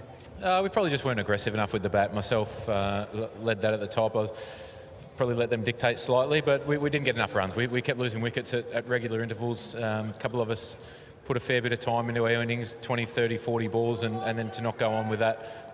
That's probably the difference in the game. If one of us gets 60 or 70, that might be a 160, 170 score, and then you're a couple of good power play overs away from really squeezing. It's an interesting concept, isn't it, playing 3 games on the same pitch over 5 days. Were you sort of a little bit surprised with the way the pitch played today? I thought it played pretty well today. Well, Mitch Santner bowled beautifully with the new ball. It didn't allow us to get away to a flyer, so I thought it probably played a slightly bit better than the other day, to be fair. There's a touch more moisture in it the other day, and so there's a bit more bounce. But no, I think for a dropping wicket to hold up over 3 games unexpectedly too is credit to the groundsman.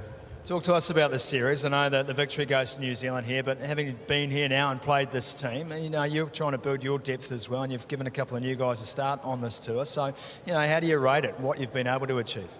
Yeah, I think, like we've been talking about, the gradual improvement, well, the constant improvement from game 1 through to game 4 was really pleasing, and the fact that a couple of guys made their debut and performed really well, that's been exciting. Yeah, it would have been nice to win, but New Zealand are a great cricket side, and we knew that they'd bounce back, and we just weren't quite at our best today. Mate, great to have a crowd here today too, right? Oh, brilliant, yeah, they've been outstanding. The first couple of games were brilliant, and then to have the next 2 without crowds, you certainly notice it and appreciate it. I know you guys are keen to get home, as I said before, but look, on behalf of all New Zealand cricket fans, we just want to thank you and your team for being here, making this tour happen, and we look forward to seeing you back on our shores sooner or later, eh? Cheers, thanks, mate. It's been a pleasure being here. Cheers, thanks.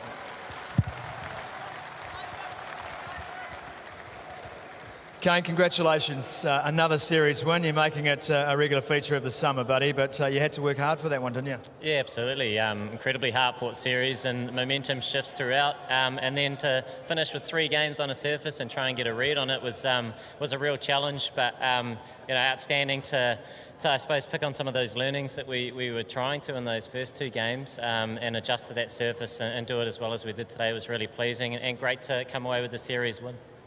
You went 2 up early in the series, and then you had to watch Australia fought back, came back into it, made it a decider here today. How much pressure did you feel coming into this one? Yeah, look, it's about the cricket that we want to play, and we know how strong the Australian side is.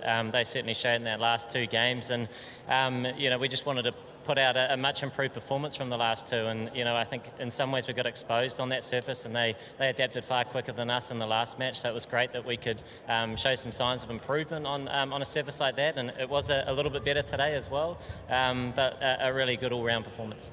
Most captains would go to what they know in a series decider. You guys rolled the dice quite a bit today. You changed the top of the order in terms of batting, but you also gave a couple of guys a chance with the ball as well. Was that something you thought about pretty hard last night? Yeah, I mean, I suppose when you're playing 3 games on the same surface, you get a little bit clearer in how you want to approach it, and it was nice that was able to come off for us today. Clearly, the slower bowlers on that wicket were a little bit trickier. So, yeah, look, it's been a fantastic series. I want to thank Aaron and the Australian team for coming over to our shores. I'm sure they've had enough of quarantine. It's not an easy thing to do, but you know, it's been a great series to be a part of, and I know everybody watching at home, not a huge amount of crowds at times, but I'm sure they all enjoyed it. I'm sure they did, mate, and we certainly enjoyed watching you guys today as well. Congratulations on another series victory, Kane Williamson and the Black Caps. One last job for Kane Williamson, and that is to take the series trophy. The KFC T20 International Series goes to Kane Williamson, and his team, I'm sure, would love to join him here for the post-match photo. Congratulations, Kane. Thank you to KFC. Cheers, Finch. See you in a second. Good work from New Zealand. Very happy skipper. Team will go in. There'll be the usual series-winning photo that gets taken. And the side should be very happy with their performance today. They have delivered under the pump, but they've done the job. And that's their 3rd T20 Series win this summer. So you have to say that this T20 side is finding a way to move forward with wins over the West Indies, Pakistan, and now Australia.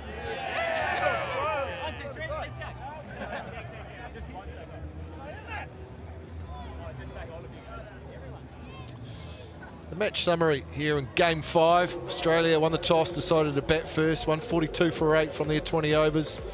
Always felt that was a touch on the short side. Wade 44, Finch 36. And for New Zealand, Sodhi 3 for 24, Bolt Sodhi picked up 2 apiece. And Mark Chapman, first bowl for New Zealand, 1 for 9. With the bat, New Zealand were a lot more aggressive today, and that was led by Martin Guptill with 71 from 46. Devon Conway opened for the first time and scored 36 from 28 and did a good job at the top. Glenn Phillips, he was aggressive, 34 from 16. He finished the job off. New Zealand got that chase done and dusted in 15.3 overs, and victory to New Zealand by 7 wickets, meaning a series win of 3-2 over Australia.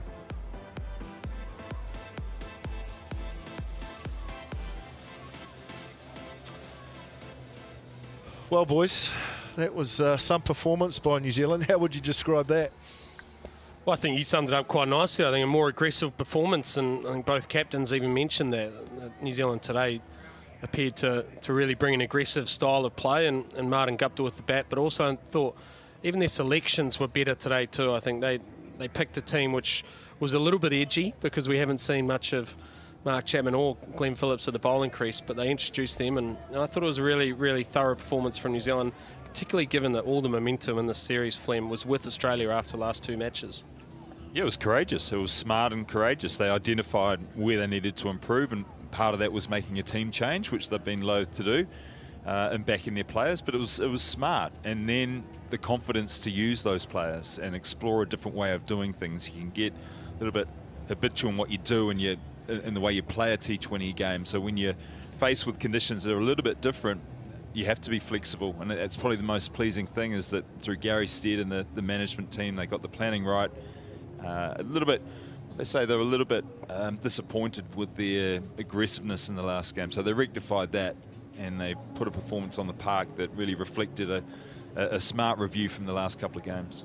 Yeah, it's a good summary, really. They ticked all the boxes that we'd questioned after that 4th match, and Australia were flying back in the series, 2 apiece, and New Zealand really hadn't fired a shot. So you're right, it started with the team selection, but also just the method of play was impressive as well.